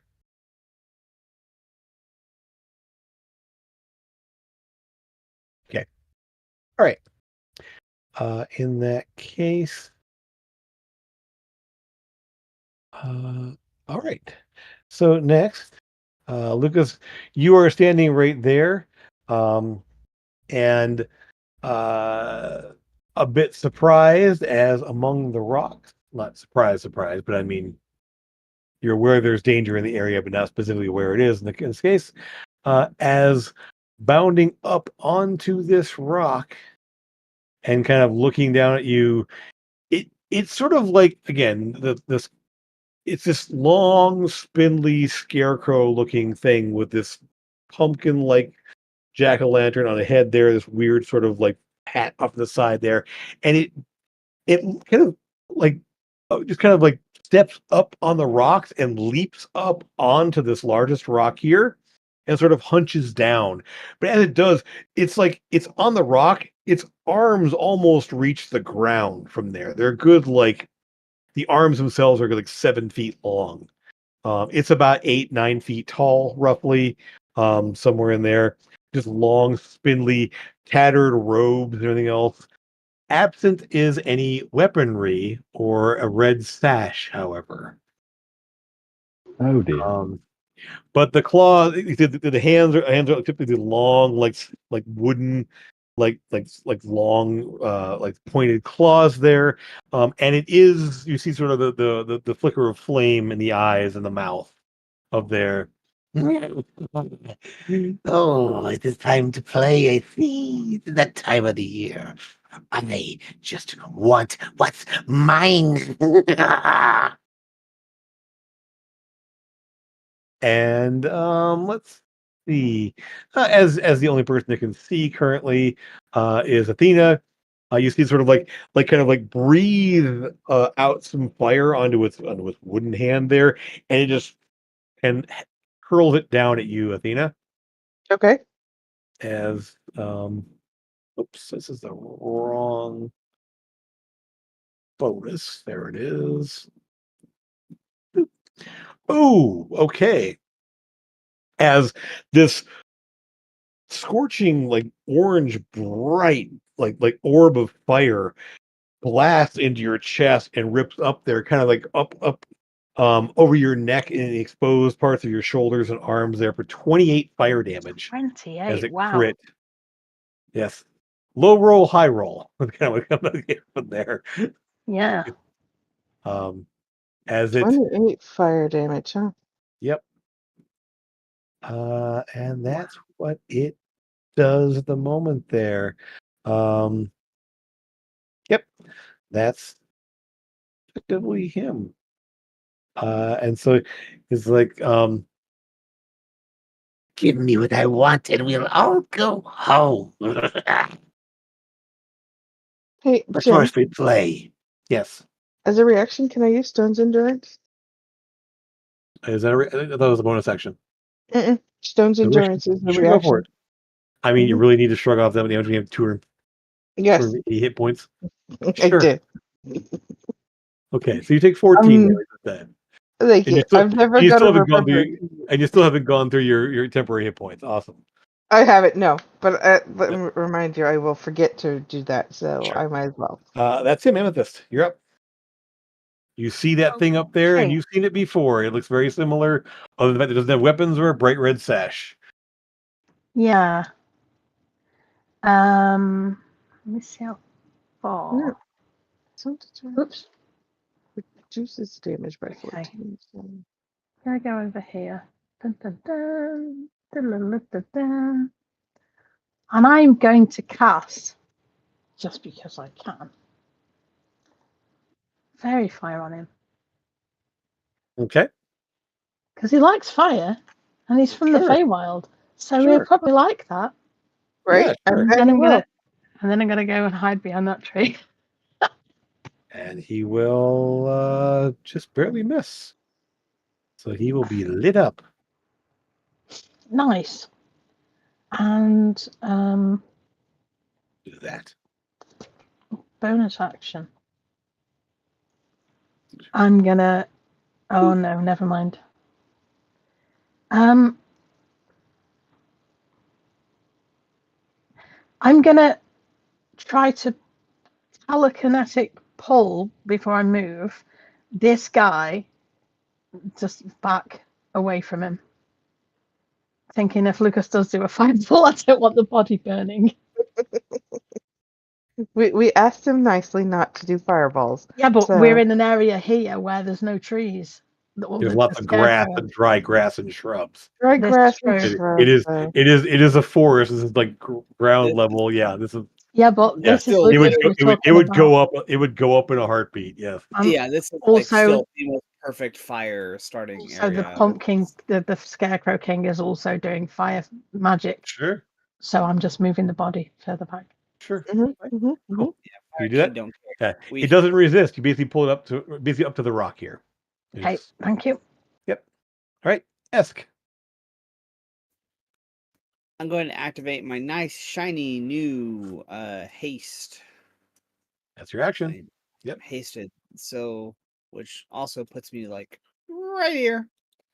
So for my haste action, I will punch him.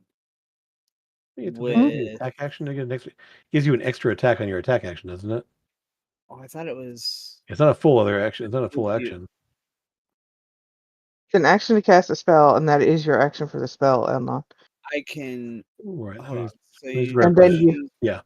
Then you should be waiting to your next turn to actually do your hasted actions. Let's read the Okay, spell. It's fine. you get an additional action on your turn, but it can only be used to attack dash disengage. Oh, so it can be used to attack.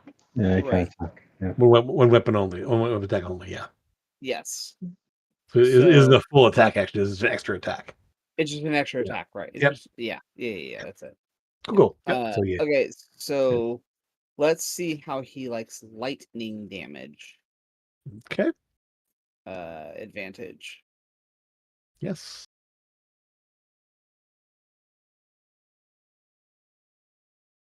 That will hit.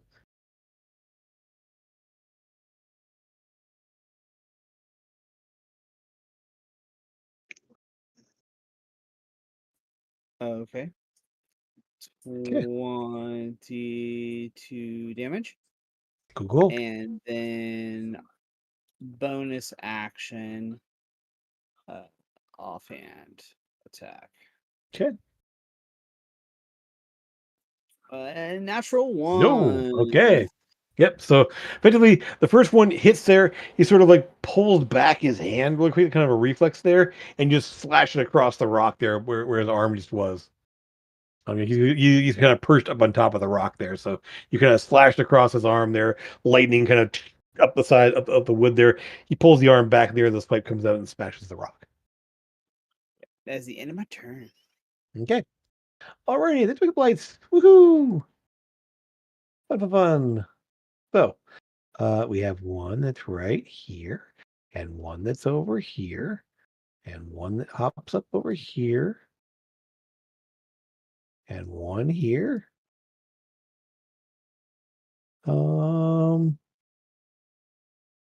What is our movement? Not very good. Okay. 1, 2, 3. Mm, mm, mm.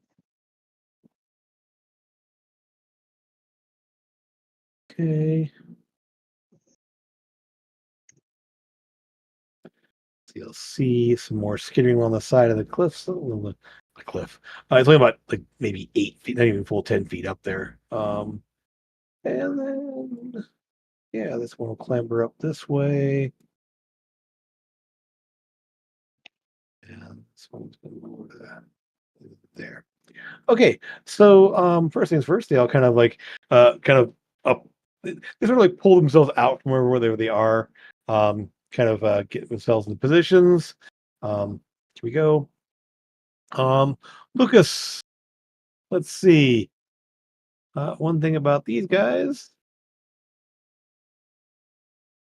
they have no problem seeing you. And they're going to go ahead and these two are going to crisscross. We'll climb up the rocks over here, and it's kind of they just kind of spit out this kind of orangish. Actually, it's kind of neat, like it's kind of a greenish colored, like sap like thing that just kind of spits it at you. They have blind sight. Yeah.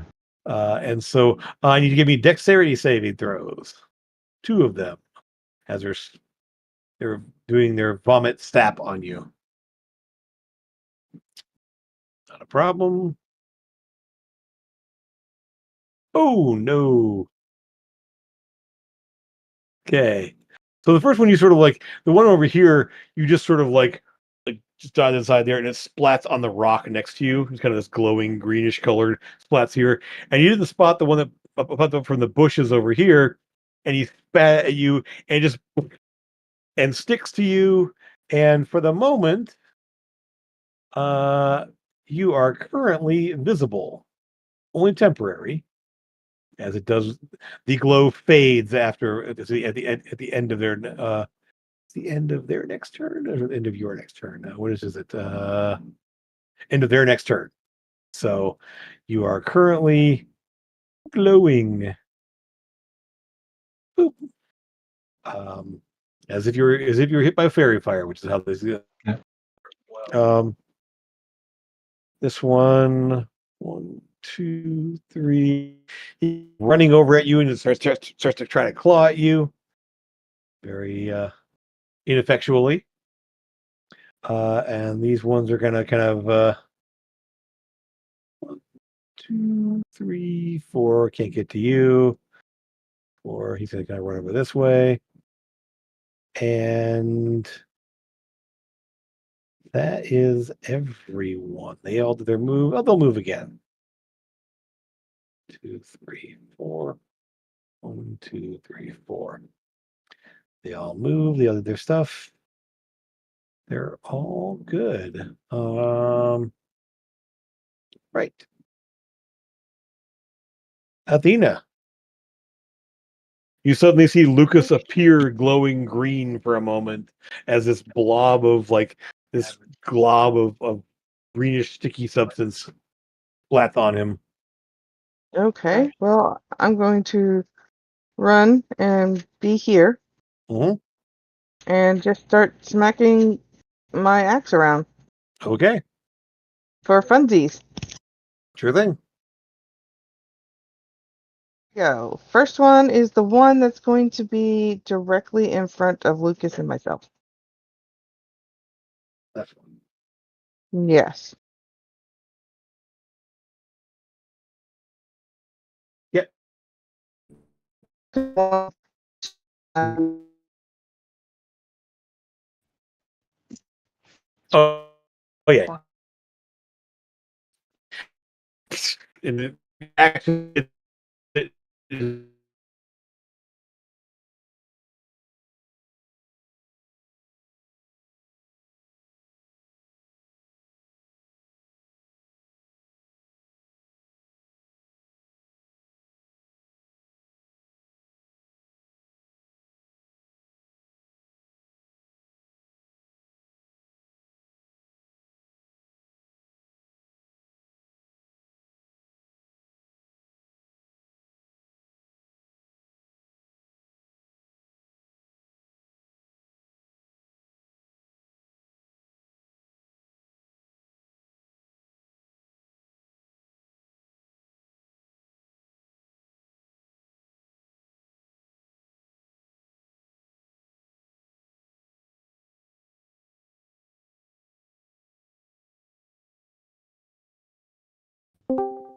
About 10 feet. okay. I'll fly over there.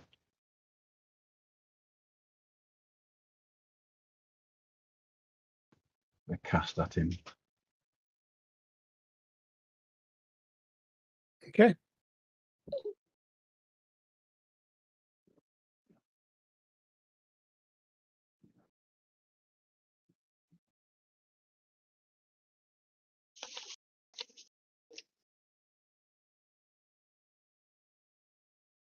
We got there.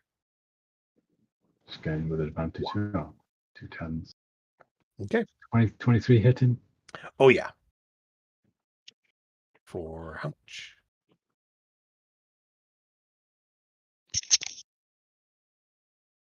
25 radiant damage. Okay. Oof. Yeah, he's just. Yeah. Oh, you. He was over you. I know you. You. Yeah, What can do I took you? your side. Hmm. Well, I'll have to take out something from you and trade. Anything else? Good body inspiration to Athena. Okay. All right.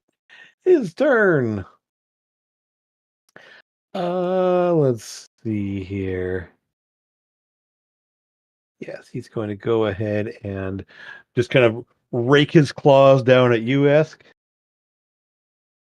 You see, like, and as he does, you see that they're kind of like very like almost like dripping with like black, um, almost like sap-like material or something.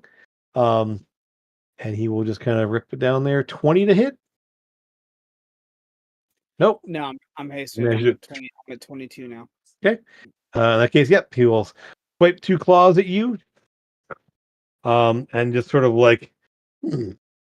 And Lucas, how far up are you? 10 foot. Okay.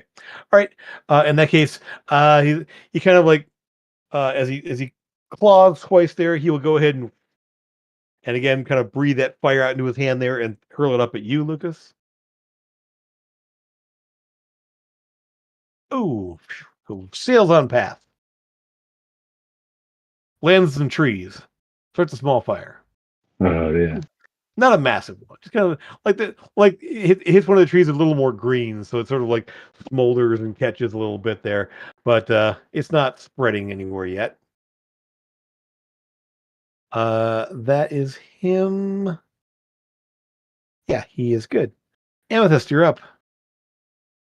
You see some fire go arcing off in the trees past Lucas. Oh no. Doesn't seem to be Oh, catching yet, but it's definitely fire went off that direction.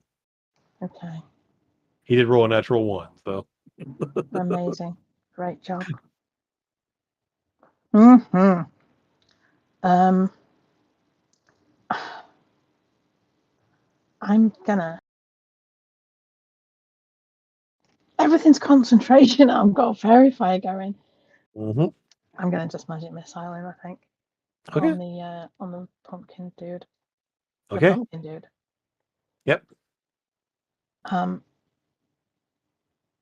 I'll go with the second level one, so that's 4, isn't it? Yep. 4d4 plus 4. Or cast it. Yep. And Nice.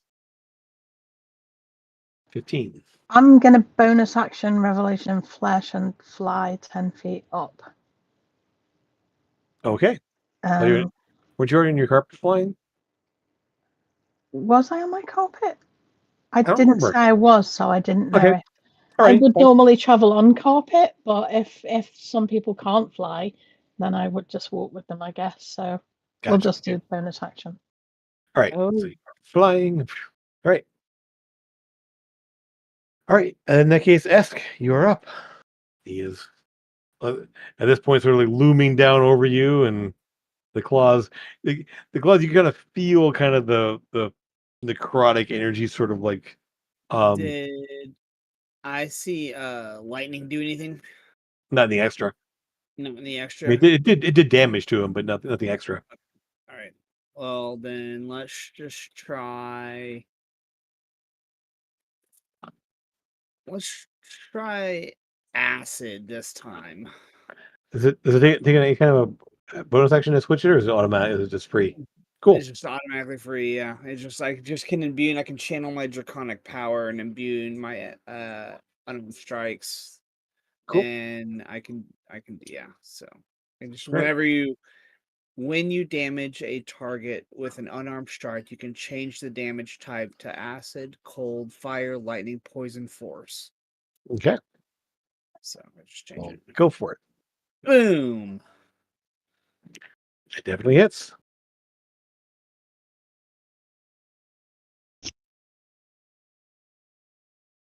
Nice. Yeah, the acid just Boom. sort of like Oh, hits. There we Yeah, go. absolutely. Okay, Yeah, and then I crit on a 19. So that's cool. 19. So that's 4d10 plus 10.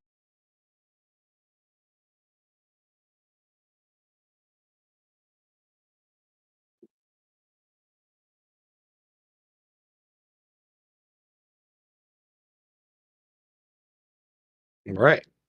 Oof. Okay. Okay. And I have that feat, crusher feat. So What you're doing slashing damage, right? which I'm doing it. Or you're No, no, punching. no, no, no. I'm punching. Yeah. I But didn't there's figure. is it Take. acid damage or bludgeoning? Oh, that's right. Okay, nope, Acid nope. damage. Yeah. Just kidding. Yeah. Doesn't Okay. doesn't count. It's acid. Yep. It counts as acid. Yeah. Okay. You gotta actually punch him. Yeah, I gotta actually punch him. Okay, so I'll punch him this time. Okay. Bonus action. Actually, he's doing slashing damage. I will bonus action rage. Cool. Right. Okay, so I'm raging. So acid.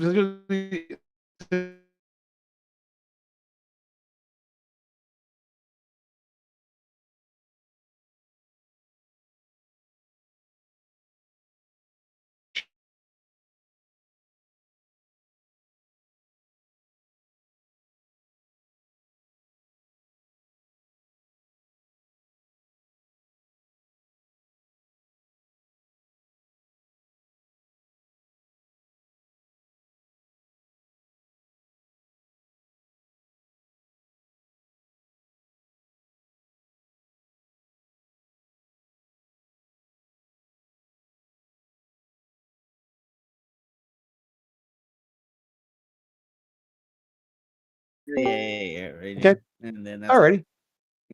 Cool. Alrighty then. Lucas. No, sorry. Twig bites. This one's gonna run up to you, Athena, and spin at you. You give me a dexterity save. Feels. Bleh. Did your mom ever teach you it's not polite to spit at people? Ooh, crit Oh, fail. you are now lit up. Ooh, am I You're pretty? glowing green, kind of a fallout green. These are gonna run up to you and claw at you. That's time with advantage now. Okay. 10, No. 16. No. No. Yeah. You sort of like just kind of like look down and they're like just kind of like scratching at you, and it's just not penetrating. It's like the first one you sort of like step out of the way and it just like sticks its claws into the ground. I think when it like scratches on you, it doesn't even break your skin. Just no big deal. This Watch one's the gonna tattoo. this one's gonna jump on US because it's what tries to put its claws in your back there from behind. Uh well, no, 18. You're not lit up, so you're fine. He does sort of like kind of like clambers off you and falls to the side. Um I hit him with my tail and knock him out of the yep. way. And then Lucas. This one leaps up on the stone, up on the rocks underneath you, and goes. Bleh. Actually, take that back.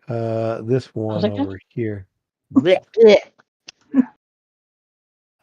This one over here is going to rush up to here and spit at you first. Try to continue making you to glow. Give me a dexterity saving throw. As more globs of radioactive looking sap. You just goes stealing past you, no big deal. And this one's gonna basically try to fine. Yeah. I'm gonna spit at you as you're 10 feet up there and they're little tiny dudes. He'll spit at you too. One more dexterity saving throw. Cooey. Yeah, you're fine.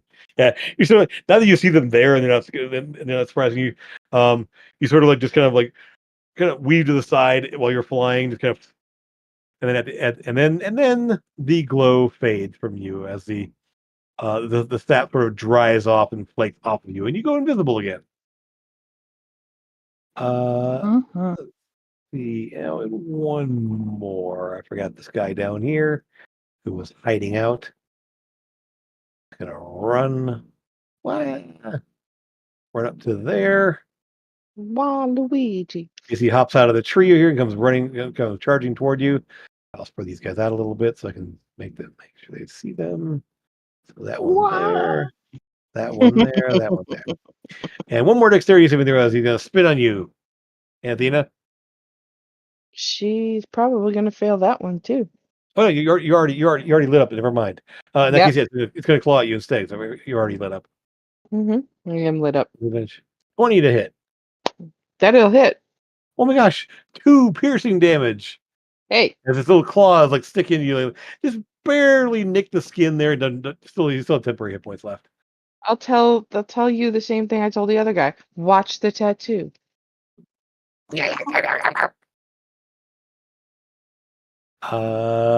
Athena, you're up. I You am. got So big lights just all gonna around you. smack all of them around me. Sure, go ahead and give me an attack roll.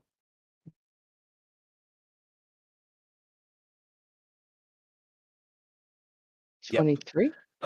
Yes, you will sort of like whack and just it's an axe. You just cleave through 2 of them.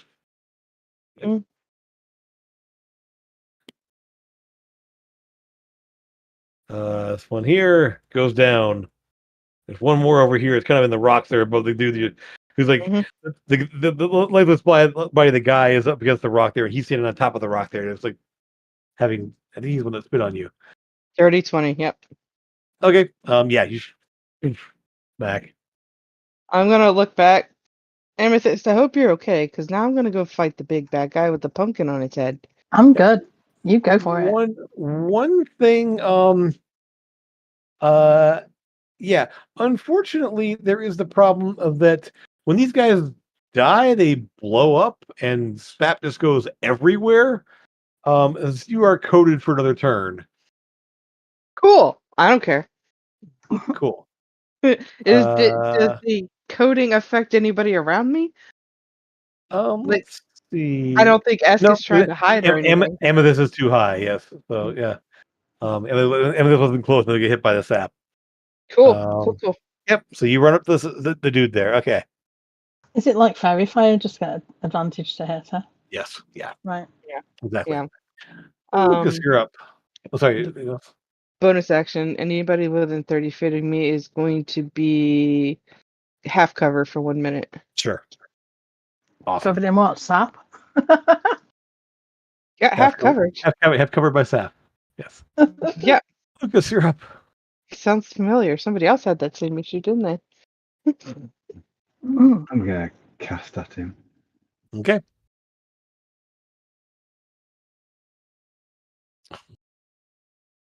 Okay. What are you connected to? Oh, monster. Oh, He ignores it. Oh. He's immune to paralyze. Yep. So He's a jerk. Hate that. essentially, yeah. You cast it, and you're like, and he's just standing there, kind of like looking around there, and you think, hey, it worked, and then he sort of looks up at you all of a sudden, just and kind of like starts picking up a hand there. Just, No.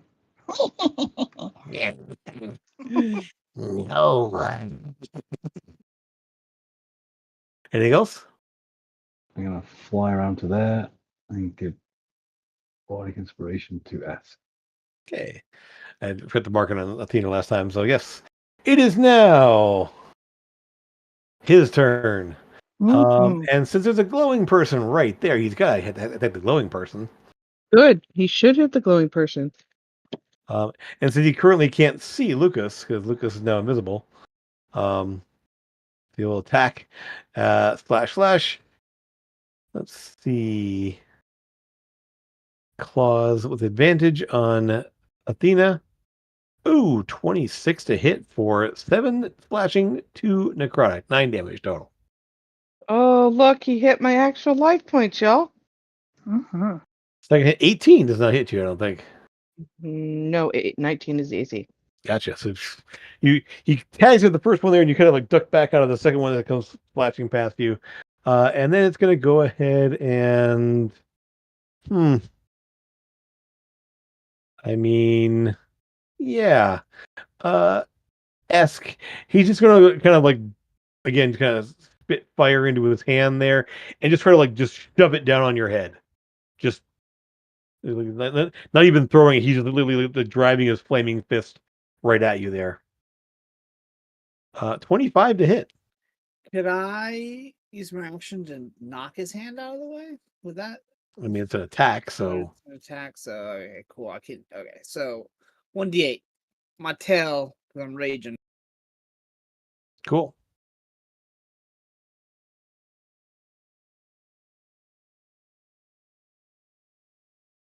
Oh no, it still hits me by 1. That only takes me to 24. So Alright. 16 fire damage. Which I'm resistant to. Sure. So So 8 damage. so 8 damage of math. Yep. All right. So he's just sort of like cackling there, and he doesn't seem to be concerned by the fact that he's like getting beat up or anything else. He's just like slashing and clawing and burning as much as he can. And that's gonna be that. He's happy being up there. Oh no, he's not. Just like, 'cause Oh, no, he isn't. he has an ability he hasn't used yet, so why not? Essentially, he's there and he just goes bounding over you, and does not take an attack opportunity because he has some ability, and so he's gonna go. And I just use my reaction anyway, so it doesn't. See. His move is. Let me just see how far he can go here. Oh yeah. Okay. Amethyst, you Yep. see him like literally like bound over these guys, run up here, jump up onto the rocks into the tree, and he's just like like right in front of you, flaming skull claws there, like just like literally in like right at where right at the tree there, kind of like. And it's like he's in the tree, and the tree doesn't really bend underneath him or anything else. It's like he weighs nothing almost. Mhm. But he uses We he uses attack. So he just basically just moved to there. we don't get attacks of opportunity, No, correct? you do not. Thank you. Yeah, he has. Yeah, he can move without drawing an attack of opportunity if he hits somebody. I didn't hear if you had said it. I just wanted to Yeah. clarify. No worries. Yep. He's just like, yep. So, Okay. Amethyst, you're up. Right there in your face. Yeah. I'm gonna I'm gonna cast this one.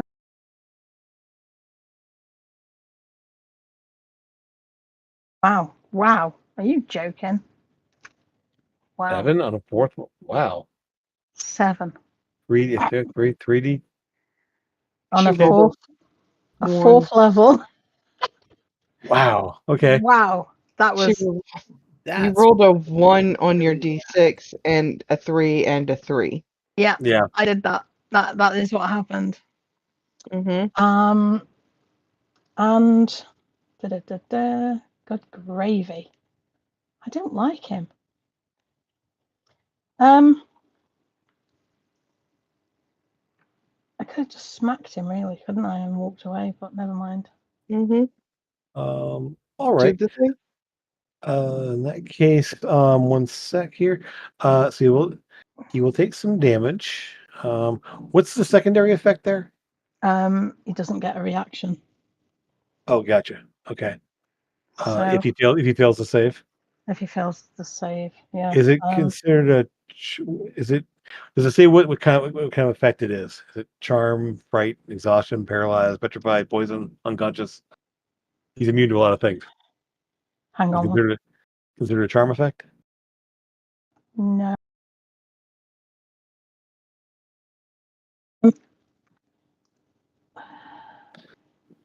No, it just says on a failed save, he takes 3d6 psychic damage and can't take a reaction until the end of his next turn. And then on its next turn, it must choose whether it gets a move, an action, or a bonus action. It only gets one of the 3. What's this? Oh, a failed save. Okay, I see. I didn't mean to re-roll it. Sorry. That's fine. I meant to put the spell description on. Yeah, I just rolled it there. So okay. Yeah. Normally it says if it's what kind of effect it is, not just a. Okay. Well, they fix that in the new edition. That's kind of a pain in the butt. All right. In that Wouldn't it case, be a psychic effect because it's giving psychic damage? Yeah, it's it, just psychic and damage. it's an enchantment spell, so I'm trying to figure out if it's Well, it doesn't say it's a charm or anything. It just says yeah, no, it'll say if you're immune to this, you're also immune to that, but it's like it doesn't say that anywhere in here. So Mm. it's really weird. just if he's immune to psychic, I Okay. suppose. All right. In that case, yeah, it's fine. Nothing happens. hmm He takes almost no damage. He takes almost no damage, but I can fly away now and go. I look forward to making a pumpkin out of you. I mean, I like a pumpkin pie. pumpkin pie. Okay. Esk. Up, he is up on top of a tree that will not support your weight. Will That's not support Esk's weight. No. Oh, I'm so thin. I mean, I'm not thin now. I'm yoked, but Mm. it's fine. As if you were a creature of the Fae who is like who can be in treetops that don't that should not hold him, but does. I Can you will fly? jump into the air and my wings will unfurl. Okay. It's my bonus action. I got a bonus action telekinetic pull him out of the tree. Never mind. Oh, Sorry. and fine. I'm flying, and I've Yep. got like 200 feet of movement. Sure. Okay, so no bonus actions. Let's do acid. Acid was working great. Sure. Mm-hmm. Definitely hits. 24. Oof. Okay. Oh wait, do I still have advantage on him? No, it doesn't. No, not anymore. Well, man, Amethyst is keeping hold of it. Don't worry about it. Just go ahead and roll your damage. Yeah. I'm keeping hold of what? Oof. Uh, Oh, Fairy fairy fire. fire. Yeah. I'm just seeing if I can get crit on, but it's fine. It's Yeah, all you don't. yeah. So it's 45 Okay. points of damage. All right. So essentially, you come down there and you just kind of punch down, and you hit him in the one shoulder there, and the arm sort of like melts, and the this long spindly arm like drops off and just falls to the trees there. You come down the other side there and hit the other arm, and it same thing. It sort of melts through and kind of partway across the chest there. The acid burning away, the arm falling off and something to the side there, and he just sort of like looks at you. You think this is over? No, this is my time. This is our time. And the head just like, kind of falls off, like just drops on the shoulder there, and goes falling through the trees there. And the body just drops away and Oh, falls, just kind of falling through the tree there. The lights, the lights in the pumpkin eyes go out, and the pumpkin just the. At this point, it's barely even a pumpkin anymore. It's just sort of sort of like rotting and sort of like mushed in various sides there. Just goes falling to the ground, hit it with a splat. As he does, the little twig blights immediately just sort of like run off, and as they do, they sort of like fluff away into little twigs and stuff, and just kind of like fall and scatter onto the ground and disappear, as if he was the person animating them. And with this, Mm. just to clarify, you can see the little spot that got burned by but by the firebolt that went flying there, and it's easy to just kind of pat it out there. It didn't actually catch him. Okay, good. So you're all good there. But the Scarecrow King is dispatched. Place is quiet. The man down below there is very, very dead. Desiccate. The skin is desiccated and gray. Um, the torso is partially torn open, and it's actually like sort of it's like slightly decayed in like a bit of a husk. Um, you're not. It looks pretty terrible. hmm oh, I'm gonna go pray on him. Yeah, he's I'll do a sending to the guy at the hunter's place and say we found one guy. We've dealt with the issue. And what do you want us to do with him? Bring him back if you can. The others have been found by the search party, and they're all coming back soon. But yeah, please bring him back, and thank you for what you've done. That's a little more than 25 words. That's just what you got. Mhm. Um, Close enough. Thanks. Bring him back. Thanks. yes, yes. You nothing is left behind in the Scarecrow King this time. There's no bash, there's no weapons or nothing. It's just sort of like We stole all his crap last time. it seems that way. Yeah. But with that, the murders of Harvest Feast have passed.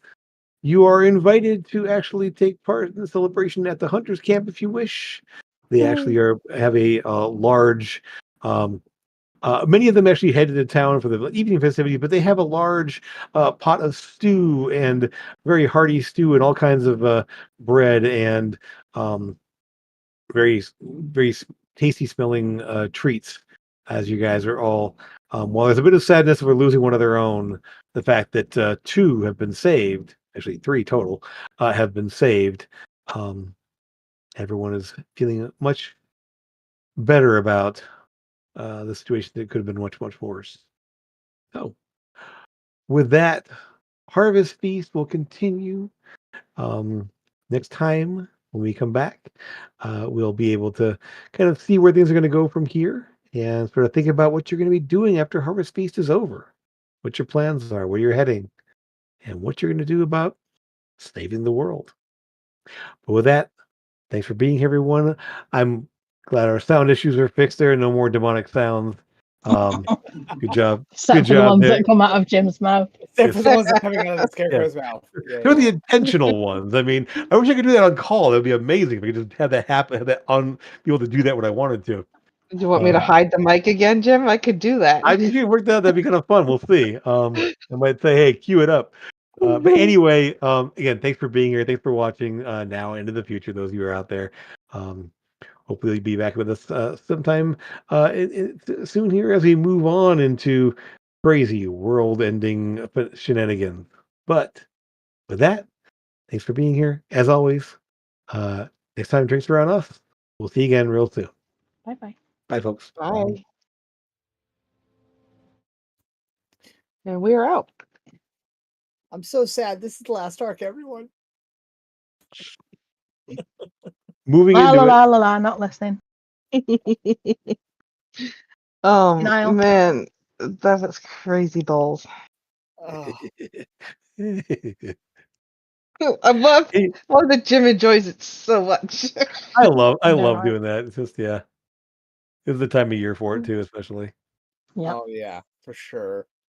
If I'd known, I would have worn my Jack Skellington t-shirt. But yeah, Yeah, I know. you would have actually encountered him last week, and you would have missed him, Ask. You missed out on him. If it wasn't Yeah. for the demonic voices. Yes. You Yeah. So bizarre. I can't believe I rolled such bad damage on a. Oh. I cast it at 4th level, 2 levels higher than the spell, and I was just like, that'll be alright. Oh, should have had 2 more dice then. I know. Like, what in the world? Why is it so that's? Oh, it affects one additional creature. Upcasting only affects more targets. Oh, That's why it was like 3Ds. Yeah. Oh, If you hit yeah. multiple people, that's amazing though. Wow, you can like I didn't multiple realize targets. Okay, yeah, I yeah. would have got some of the blights as well then, but never mind. Yeah. Yeah. They're kind of worthless. They died anyway. They're only there to make invisibility harder and Yeah. make